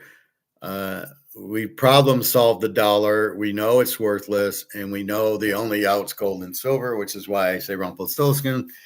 And that's really what you have. And once you have all that, then you're way ahead of the game. And they're pushing the price down, as I said, because the billionaires don't want to actually face the fact that their money is worthless. And this is why I kind of, the people who want to be in gold and silver stocks, the problem is, you're making money, but it doesn't matter because the money you're making is in dollars, which is worthless. And if you don't believe me, go to the grocery store and try to buy an avocado, and it's $1 or $2. Or try to buy cauliflower or broccoli. It's very expensive. So as you try to do that, this is, oh my God, all the prices are going. No, it's the dollar has lost its value. So the financial system, there's nothing wrong with that. It's the medium of exchange. The dollar that they're using for the system is collapsed because they printed it to death, because they're all greedy idiots who will print another trillion. We'll pay for the war. We'll print money. Trump and all these other idiots. We'll pay for the war with that. We'll pay the defense contractors. We'll buy more missiles.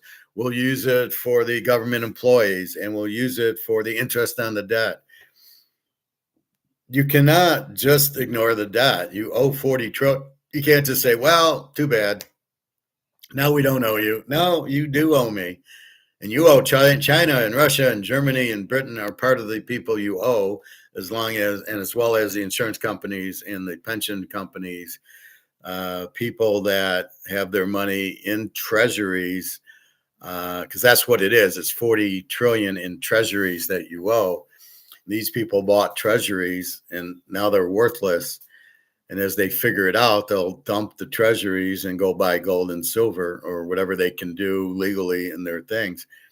And that'll be the difference. So that's how you problem solve. When we problem solve poker, and then I'm going to show you Egon. So when you're playing poker or you're playing craps or you're playing blackjack, you're playing the table games, how do you win at it? And they've changed the odds in blackjack and craps, so it's harder to win at it. But you win by playing streaks. If you're playing roulette, odd or even, red or black, what's hitting? Well, the odds have hit 10 times in a row. The reds hit 10 times in a row. The blacks hit 10. And you just keep playing. So it's mindless. You just keep, because there's always streaks. There's always streaks in everything, right? And so you're playing the streak in like roulette or craps. I would play strictly streaks and craps. I'd walk up to the table, 7 out, 7 out, 7 out, and I would play don't pass. Then I'd see 6 and 8 and 5 and 9 and 6 and 8 and 5 and 9, and I'd play the pass line. I let the dice tell me what's going on because you're not smarter than the dice. We do it in baseball with the streaks. We don't necessarily do it in football. We don't look at Mahomes and he's won 8 in a row and we were going to bet him. We bet him because we problem solved the game with Kansas City, good defense, Mahomes, and who they're playing. So we don't really look at streaks in football like we do in craps and roulette. The problem with blackjack is if the dealer gets on a streak, you're fucked. Now, poker, we also try to problem solve the player we're playing. Are they bluffing or not? We try to look at the bets. If they're playing or not. So if the guy normally doesn't bet, he's got a big hand, he checks, and now he comes out betting, he's probably bluff. He's trying to get me out. So you're really thinking, is he betting to get me to call or is he betting to get me to fold? And, the real pros would mix that up, but you're trying to find it where a lot of them, like Daniel Negreanu, is very easy to figure out. He makes bets because he has nothing. When he has a good hand, he's checking. Phil Hellmuth checks all the time and traps. That's why he wins so many bracelets. He checks and he tries to trap you. And a lot of people are just idiots, and they'll make the big bet, and he's got the full house, and that's how he wins. It's not rocket science with him, although I do hate that term. But that's what you're asking is it a big bet is to get me not to call, then I need to call. But I need to have a hand. I can't be playing 2-9 and sitting there with nothing. And then even if the guy's bluffing, I can't beat him because I have a 2-9. So you can't play those hands.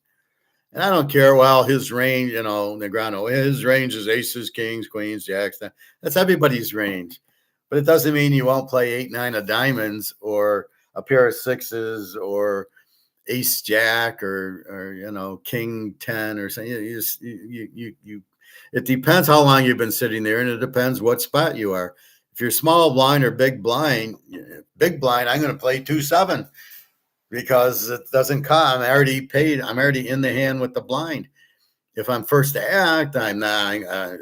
I'm going to play premium hands, first and second seats. Let's say it's 9 players. First and second seats, I'm being very quiet. Once I hit about the 6th or 7th seat, I'll play a little bit more, but I might kind of slow play the hand and let the button bet and then see what the blinds do.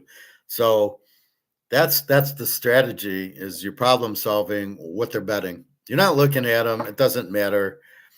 Occasionally really bad players you can find. Like I say, if the guy watches the TV or if he takes a drink, if they're watching their TV, they've got a hand. They're relaxed. They're not worried about you. They're just going, hey, what's on the baseball game? So that's how you're trying to problem solve poker is what could he have? You're really not playing analytics. I hate that. It's not what can I beat? Either you can beat him or you can't. Do you have a good hand? If you have a good hand and you think you can call him, like I was helping my buddy, we're at MGM. He had a pair of jacks, and the flop came with an ace and a king. And the first guy bet, and the second guy called, and I said to him, "Throw your hand away." One of them has an ace and or a king, but either way, they beat your jacks. And that's kind of maybe what can I beat? Well, I can't beat the ace or the king. So if you do have kings and an ace flops, you gotta be careful playing it. You're betting for information. So therefore, if you're betting for information, you're not going all in or you're not making this big bet. Those are bluffs because you're not going to get any information. You're only getting called if they got like 4 9s or a high ace, the nut flush or some full house. And that information you don't want to get. So that's kind of how you problem solve it. All right, let's go to Egon. Egon the Eagle.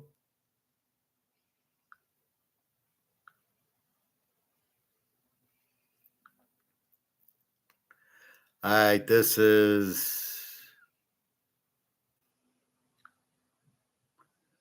Did I not like it? Oh, here it is. Okay, the title is "The U.S. Dollar Has Died." It's 8 minutes. It's Egon. Let's take three kinds of money in the world. There's money that has already been destroyed, like the Zimbabwe dollar or the mark during the Weimar Republic. There's money that's on the verge of being destroyed, the US dollar, the euro, the pound, and many, many more. And then there is eternal money, or nature's money, money that has outlasted every monetary system in history, and that will continue to outlast every system. For the simple reason, as I said, it is nature's money. It is not manufactured by man. It cannot easily be printed, or it can't be printed at all, actually, or it can't be manufactured. And for 5,000 years, it's been the only money that has survived in history. And that's likely to continue. Now we're at the end of... Well, he doesn't get that. It's because it can't be printed. It's going to survive because it's still limited. There's only 200,000 tons of gold, so it's very limited when you consider 10 billion people and you consider everything's worthless. So, yeah, there's not a lot. It can't really be printed, the gold and silver. So, therefore, it will all. That's why it's lasted. And that's why the other currencies don't last, is they print them to death. Once you print too many, they're not worth anything. And that's kind of what you're doing here.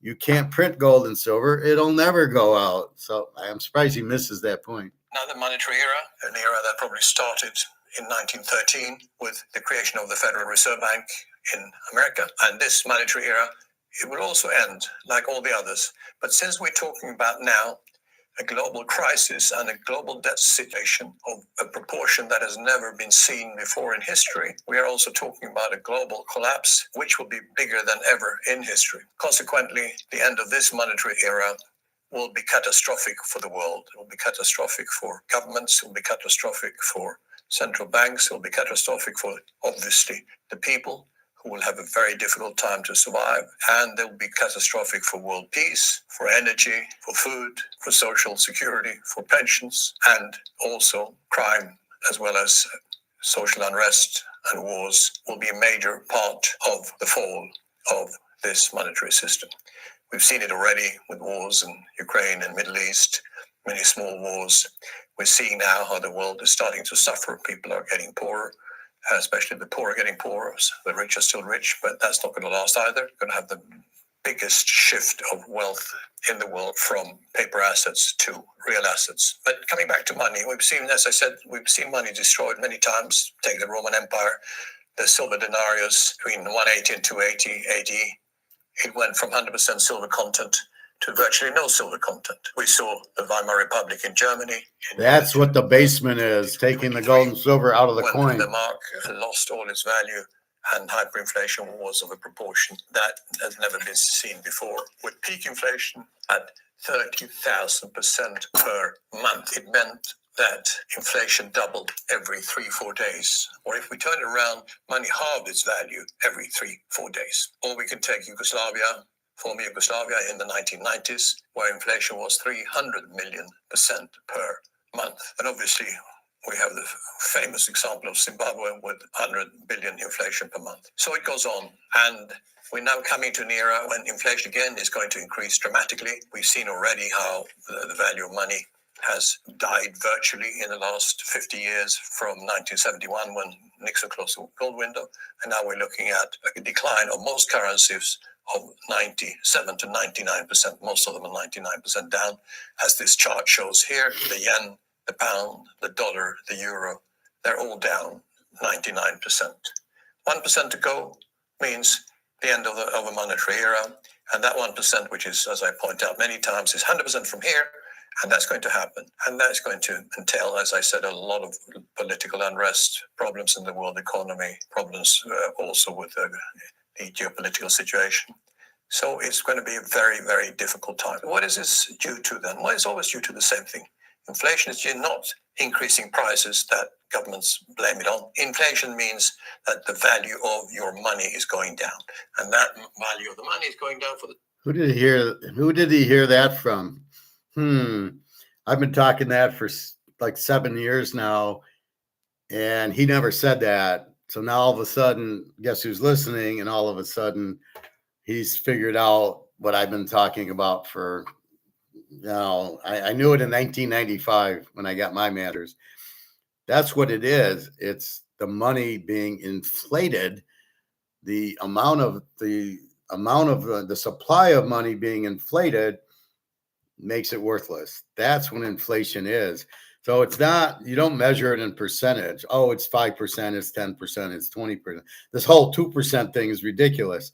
You're printing money hand over fist every month between the interest, the government employees, the Social Security, and the defense contractors.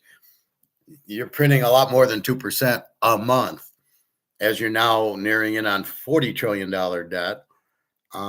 Which is unsustainable, which you can't just inflate the money to zero and pay in inflated dollars. It doesn't work that way because the money just goes to zero. So that's the key to it. So, but he listens. Somebody's listening to me. Simple reason that governments are printing unlimited amounts or allowing the system to create money that absolutely should not exist because it has zero value. But still, that is a way to buy votes and temporarily hold power for governments and make the people temporarily happy, but they're not going to be happy. No population ever has been happy in a hyperinflationary scenario. Just to understand how inflation works, or the drop of the value of money works, if you take, for example, an inflation rate of 15%, I experienced that in the UK in the 1970s. Inflation was around 14-15% every year for about 7-8 years. That means that the value of money halved every 5 years. The value of money halved every 5 years. So whatever you had in your bank account or in your pocket today, 5 years later, it was worth half. But let's take another much more interesting example about the value of money and about real money that can actually help you rather than destroy your wealth. So in the US in 1926, you could buy a house for $6,000. $6,000 in gold terms was around 300 ounces. So 300 ounces times the gold price at the time, just over 20, that's $6,000. That's what a house was costing an individual. Now, if you take 100 years later, the average house in the US costs around $500,000, and with the gold price at almost $5,000, that means that you can buy today a house in the US for 100 ounces. 100 ounces. Remember that 100 years ago, a house cost 300 ounces of gold. So in gold terms, a house has gone down dramatically. But of course, in money terms, a house has gone from $6,000 to $500,000. So a dramatic increase. But instead, in gold terms, it's gone down. It shows you actually in real terms, gold has gone up in value. And that for the simple reason that during the time it was tied to, at a fixed rate to world currency system, gold was undervalued. And once in 1971, when Nixon closed the gold window, of course, gold went up dramatically, 25 times just in the 1970s. So is gold overvalued today, since you can buy a bigger house for the same amount of gold as 100 years ago? No, I don't think so, because nobody owns gold. Only about 0.5% of world financial assets are in gold today. That's going to change. Okay, first of all, the 500,000 for a house is in monopoly money that's heavily printed, and they're keeping the price of gold down. So we don't really know what the real physical price of gold is. Let's say it's 10,000, and then the price of the house in gold is probably 50,000. So you're probably looking at, 2 or 3 ounces of gold to buy the house, because the 500,000 isn't in gold, and the gold price is being suppressed. Is, let's say it's 10 or 20. Let's call it 10,000. So the house is 50,000, so 5 ounces. But I think that's wrong. I think it's more $25,000 an ounce in monopoly money, but what gold will buy. But it has nothing to do with the inflation. As the dollar goes down, gold does not go up. Is not. It's not a what's the word? There's no point in it. This going down does not make this go up like a teeter-totter. Gold goes up because of demand by BRICS and by the people getting out of dollars. The demand for gold goes up, the price goes up. It is basically a demand thing. The supply hasn't moved, but the demand for gold's gone up, and therefore the price goes up. The dollar has gone down. The demand for dollars has gone down. They print too much of it. So the supply for dollars is way up and the value of the dollar is way down. And if you would stop suppressing the price of gold and silver and let it get to a real price, look at oil. Oil shot off from $60, $70 a barrel. It's $200 a barrel now in 2 weeks. That's what gold should be doing right now. It should be going to the moon. And again, the bankers, I don't know what they're fucking doing with these options, making a little bit of money that's worthless instead of just buying the fucking gold and silver. And maybe they're lowering the price to buy the physical, would be my guess, is what they should be doing. But we don't know what the inflation rate is. They're just printing the shit out of the money. There is no, the rate, the 2 or 3% is prices. Well, that's not inflation. It's the money being printed. So that's the real inflation part. All right. Coming years, just look at Morgan Stanley recommending now that he holds 20% of his financial assets in gold, as against 5% last year. And I think with the problems we will see in the monetary system, people will no more trust paper money or even paper assets. Stocks and bonds will go down dramatically. And therefore, saving in gold will be the norm for most people. And it's not going to be, as I said, under 1% anymore. It's going to be at least 20%. And I could see it even being higher after the debacle that the world will see as the world financial system collapses in coming years. So the solution for everyone is obvious. Hold some hard assets, hold some gold, hold some silver, store in the safest jurisdictions outside the banking system, in Switzerland or in Singapore, and don't think that you have to be rich to hold gold or silver. Just an ounce of silver, for example, today costs about $100. It's going to cost a lot more in coming months and years. So please hurry up to invest now and own some silver, own some gold. And you, as I said, start with a little and you can build it up, because whatever you build up will be worth so much more in the next 5, 10, 15 years compared to your paper money, which will be destroyed totally together with your paper assets, as I said, stock markets, bond markets, etc. So please, preserve your wealth, help your family, help your friends if you can, own some precious metals, and then, of course, as I always say, enjoy life. Thank you very much. Bye-bye. I'll say you enjoy life a lot more with gold than without it. So money isn't everything, but it sure helps. I can't eat today. Well, yeah, I can, and so my life's much better because I got gold and silver. It's the monopoly, and it's the only thing you can get into. You can buy a mantle card, but you still have to then sell the mantle card and get money. But it's going to be harder because the mantle card's worth, let's say you got a good mantle card, it's worth $1 million. Well, it's not easy to sell that when the money's worthless. Or the Picasso or the Van Gogh, they're worth $1 million. Not easy to sell. Who has $1 million and it doesn't have a value? But an ounce of silver, let's say it's $5,000. Well, I can easily sell that, get $5,000 of whatever the money will be, and go out and eat and go shopping. Now the waitress asked me, do we have to all carry gold and silver with us? I says, no, they should be doing like silver certificates. So this should be like to say gold or silver here, and then we'd know, oh, this is a gold-backed currency or a silver-backed currency, and that will keep the price. And that's really what we're hoping to get to, is that if we can get to that, then you don't have to carry the gold and silver in your pocket. But it probably wouldn't hurt to have a few ounces of silver in your pocket, because that's the real McCoy, and nobody can, I gave the guy, my buddy from the pool, helped me move. He said, I need money, I like the silver, but I need money, and so I ended up tipping him an ounce of silver as well as the money he wanted. He says, what's this for? I says, well, this is my tip. I know you're into gold and silver like I am, and I like to reward people with the gold and silver. If I need them for other things, then I know he's going to be loyal. So yeah, you too. It never hurts to give a good tip, and then the waitress reminds you and the other people, and so it's a good thing to do. I finally stopped driving home from the club.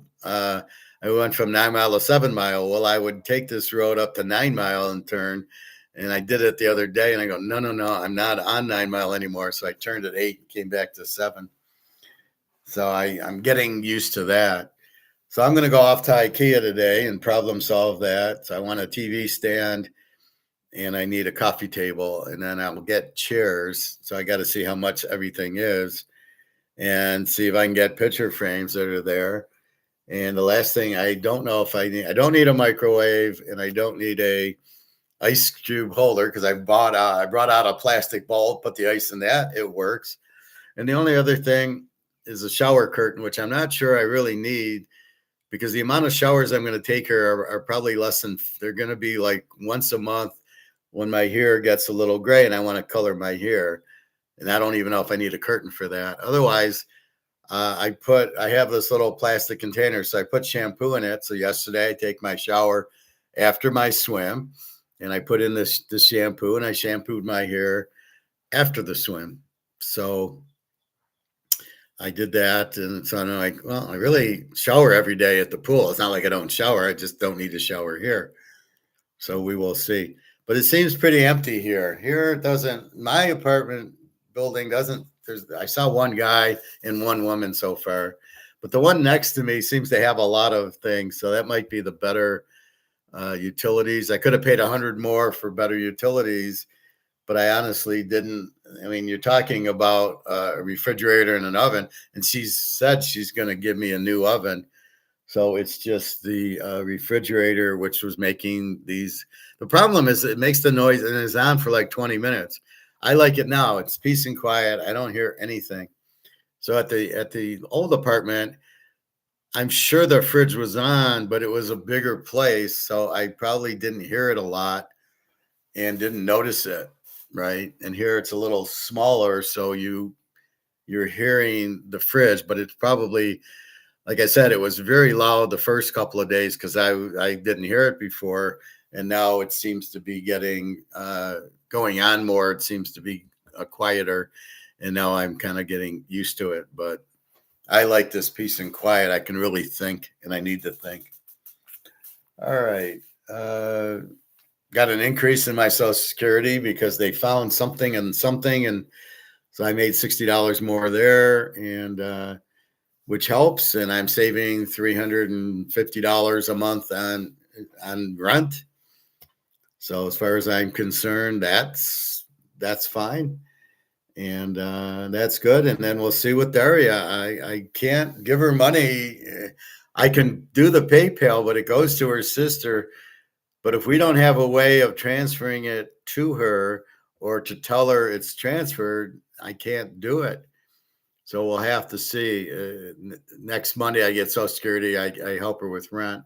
And I believe I'm helping her with rent. I don't believe it's a fantasy or make believe or fairy tale that I'm just giving her money, but it really isn't going to rent. I told Alyssa a good tale. I says, what love is when you needed me to drop off candy and cigarettes for where you were, or you needed me to pick you up and drive you from here to there. I said, that's what love is.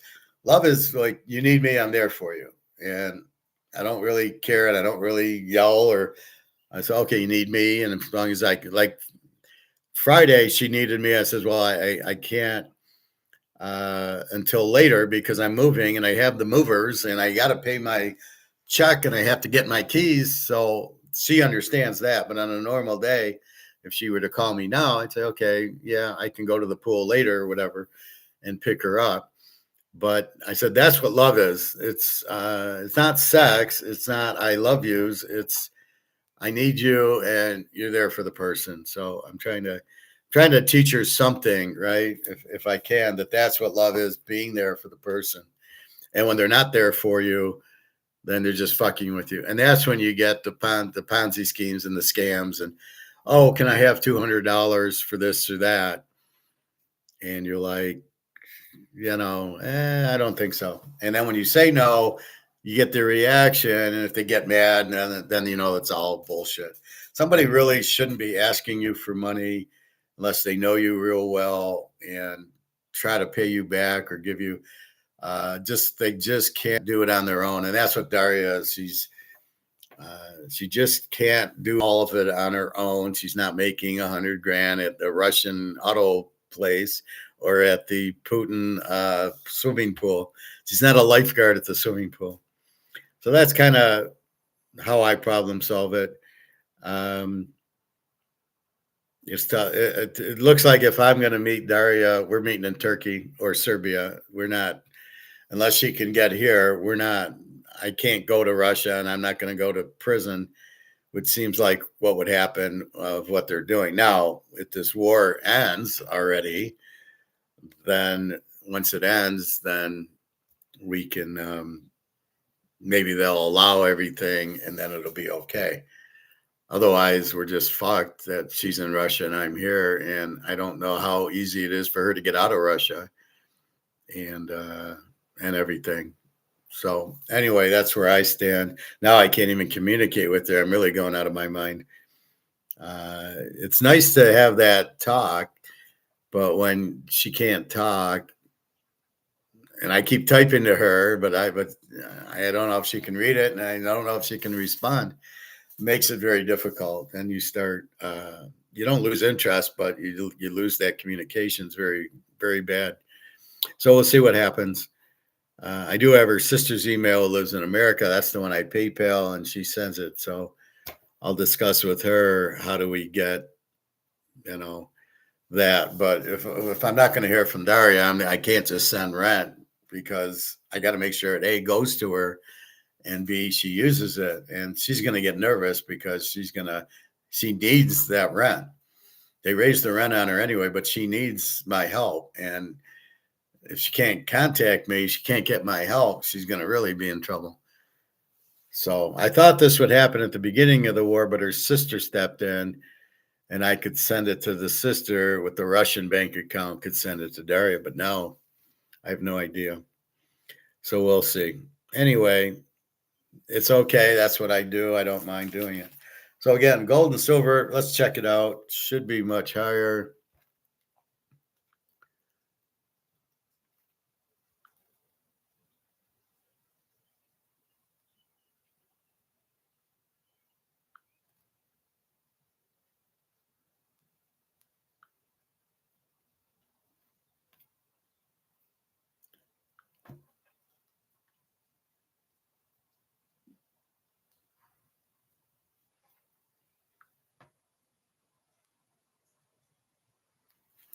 So we got silver 73.11 and the 10 o'clock drop. And we got gold was up to 45.85 and 10 o'clock. Oh, and the 10 o'clock drop happened about 11 and at 12 and at one. No, it's not one yet. So it's gone from 45.80 to 45.60 base. So only $20. So that's not bad. Again, it's way too low. These prices are paper prices, which is what I keep trying to tell you, not the physical prices that we're looking for. And so that's the key. Anyway, basketball today, Detroit under 215. I don't really like it. And then Oklahoma minus 15. I don't really, they're both game ones. And we've got to see, like yesterday, Minnesota beat San Antonio and Anthony Davis actually played. Baseball, again, the Yankees on the streak, Tampa Bay under 7, Miami 2 units, Philadelphia 2 units, the Yankees under 8.5. Also because DeGrom's pitching, the Cubbies 4 units because they're on the streak, KC 2 units, they're on the streak, St. Louis over 8. The Jets are 2 units, Atlanta 2. The Niners over 7.5 are 2. Teams on the streak. The Cubbies, the Yankees, Tampa, and KC are all on the streak. And I know we bet the Cubs and the Yankees in Kansas City and Tampa. So we bet those 4. The losing streak is Arizona, which I believe we bet against, Baltimore, Colorado, and Cincinnati. And I know we took the Cubs against Cincinnati. Now, the key is how long the streak will go. Worst we do is lose one game, right? If these streaks all end today, we lost the one game. But however, if we keep going and they go up to 10 and up to 15, we would have won from 4 to, let's say, 10. We would have won 6 bets. We lose one, so we're plus 5 bets. And then we get off of it and look for the next streak. And there's always streaks in baseball. People get hot, they get cold. Shotani's in a slump. There you go. Basketball is a little more psychology, where the team that goes down 1-0 or 2-0 now needs the game, and that's a big difference. And that's what you're looking for, is that. So that's where we're at with that.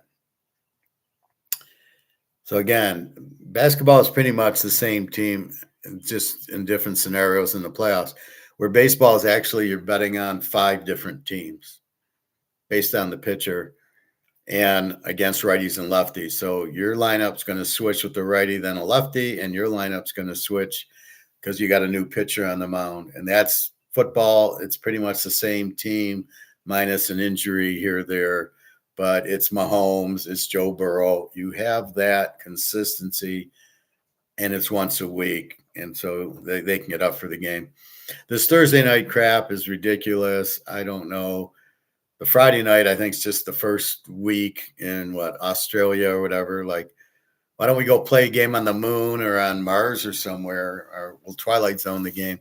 I mean, it's ridiculous.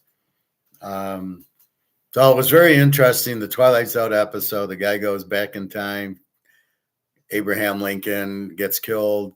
He tries to stop it and nobody listens to him. And it's a very good parallel to us with gold. We try to tell you to buy gold. We're sure about gold. We're sure the value is going to go up. We're sure you have to buy it and get out $1, but that nobody listens. Nobody, because they're not taught it. They have to be open-minded, which they're not. And this is the problem with most people. They don't want to hear it. They don't want to hear they're broke.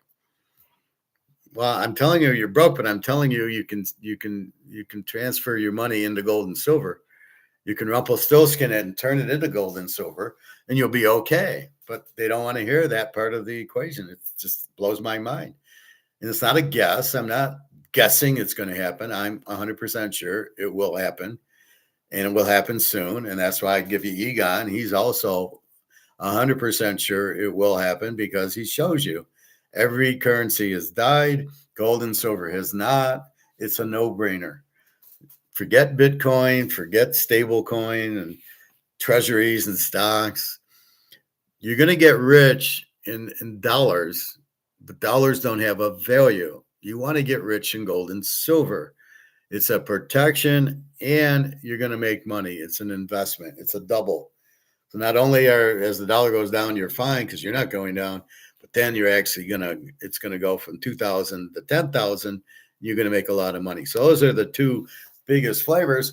And like I tell people, if you're uncomfortable, you can always, let's say you buy 20 ounces of gold. Well, you can always sell an ounce if you need money. You go to the store and instead of 2,000 that you gave, you now get 5,000 back for it. And you get monopoly money and you go on a trip or you go here or there. Even on the trips now, it's going to be very difficult because and airports are eliminating flights because they don't have fuel. So you don't have jet fuel. It's pretty hard to fly. And so they're shutting down the air industry. Why are they doing that? This makes no sense. Are they trying to trap us in like we can't leave the US unless we somehow can get on a boat or swim to Europe or China? So I don't know what's going on. I don't know. The airplane industry is not going to be happy. They're going to go out of business. And I don't know what Trump's doing. He won't end the war and stable the oil prices. So I think he's lost his mind, but I think he's in bed with Elon and Israel and that. And, they just don't want oil and they want electric cars. And we live in the Jetsons world. I don't know. But we don't really know what's really behind it, that Trump can be this stupid, go to war in a game he can't win, and then watch all the oil prices go up. And they're all making money, but it's dollars, so it's not worth anything unless they plan on buying gold and silver, which there's not a lot left to buy. I'll tell you that. Anyway, so that's class today. No homework. Just do your understand your gold and silver. We're past the 10 o'clock, so we should see it up in the afternoon. China's been buying it. Europe bought today, so you can see there's a price, and then it's low, and then they start raising the options, going long on the options instead of shorting the options, which is they want the price to go down. So they're manipulating it, but only so much until BRICS says enough's enough. And they're keeping Russia busy with the war to bankrupt them. They're kind of going, well, since we're bankrupt, we're bankrupting you. We're going to have this war go on. We're going to keep printing our money that's worthless, making you print your money that has value because it's backed by gold. So it's something to do with that. The U.S. can't handle not being the leader, and we're not anymore. And it's a sad sight. But we'll go to war with everybody to try to hold on to the dollar that's worthless. Unbelievable, but it's what they do when you go bankrupt. You go to war. God knows why. It's expensive. You kill a lot of people for what? I mean, didn't we learn from World War II? They killed what, 300-400 million people? Or didn't we learn from that? So I don't know. It's just bullshit. Anyway, have a good day. www.teaserking.com. And we'll keep an eye on gold and silver. It should just go to the moon. It shouldn't drop. It should just keep going up because it drops in paper because they're doing options. In the physical world, the price should just 10, 15, 20,000 and should just keep going because the demand's there. People will buy it. You raise the price, people will buy it. You raise the price, people will buy it because you don't have an alternative. It's the monopoly and you got to get out of dollars. You can't hold your dollars. So that's why the price will keep going up because you don't have a choice. You got to buy gold or silver. Yeah, you can buy the Rolex, the Mantle, and the Picasso, but it's harder to get rid of something of value like that. All right. That'd be it. Questions, comments? No comments. Have a wonderful day. And that's it.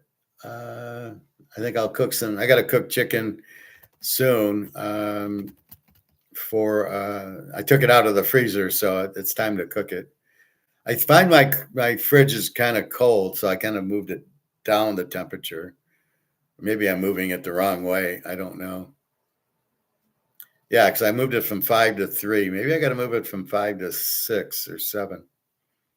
Maybe that's what I need to do, because it's like for the chicken's frozen in the freezer. And I think when I go from 5 to 4 that I'm making it warmer, but I think I'm making it colder. We'll have to see. Anyway, have a good day. www.teaserking.com. I'll see you tomorrow. Again, just buy your gold and silver. Just watch the streaks in baseball, the DeGrom game and everything. And in the baskets, it's a tough thing, game one. You're getting this whole new thing. So we will see. Anyway, have a good day. All right. Take care. www.teaserking.com. Problem solve, everybody.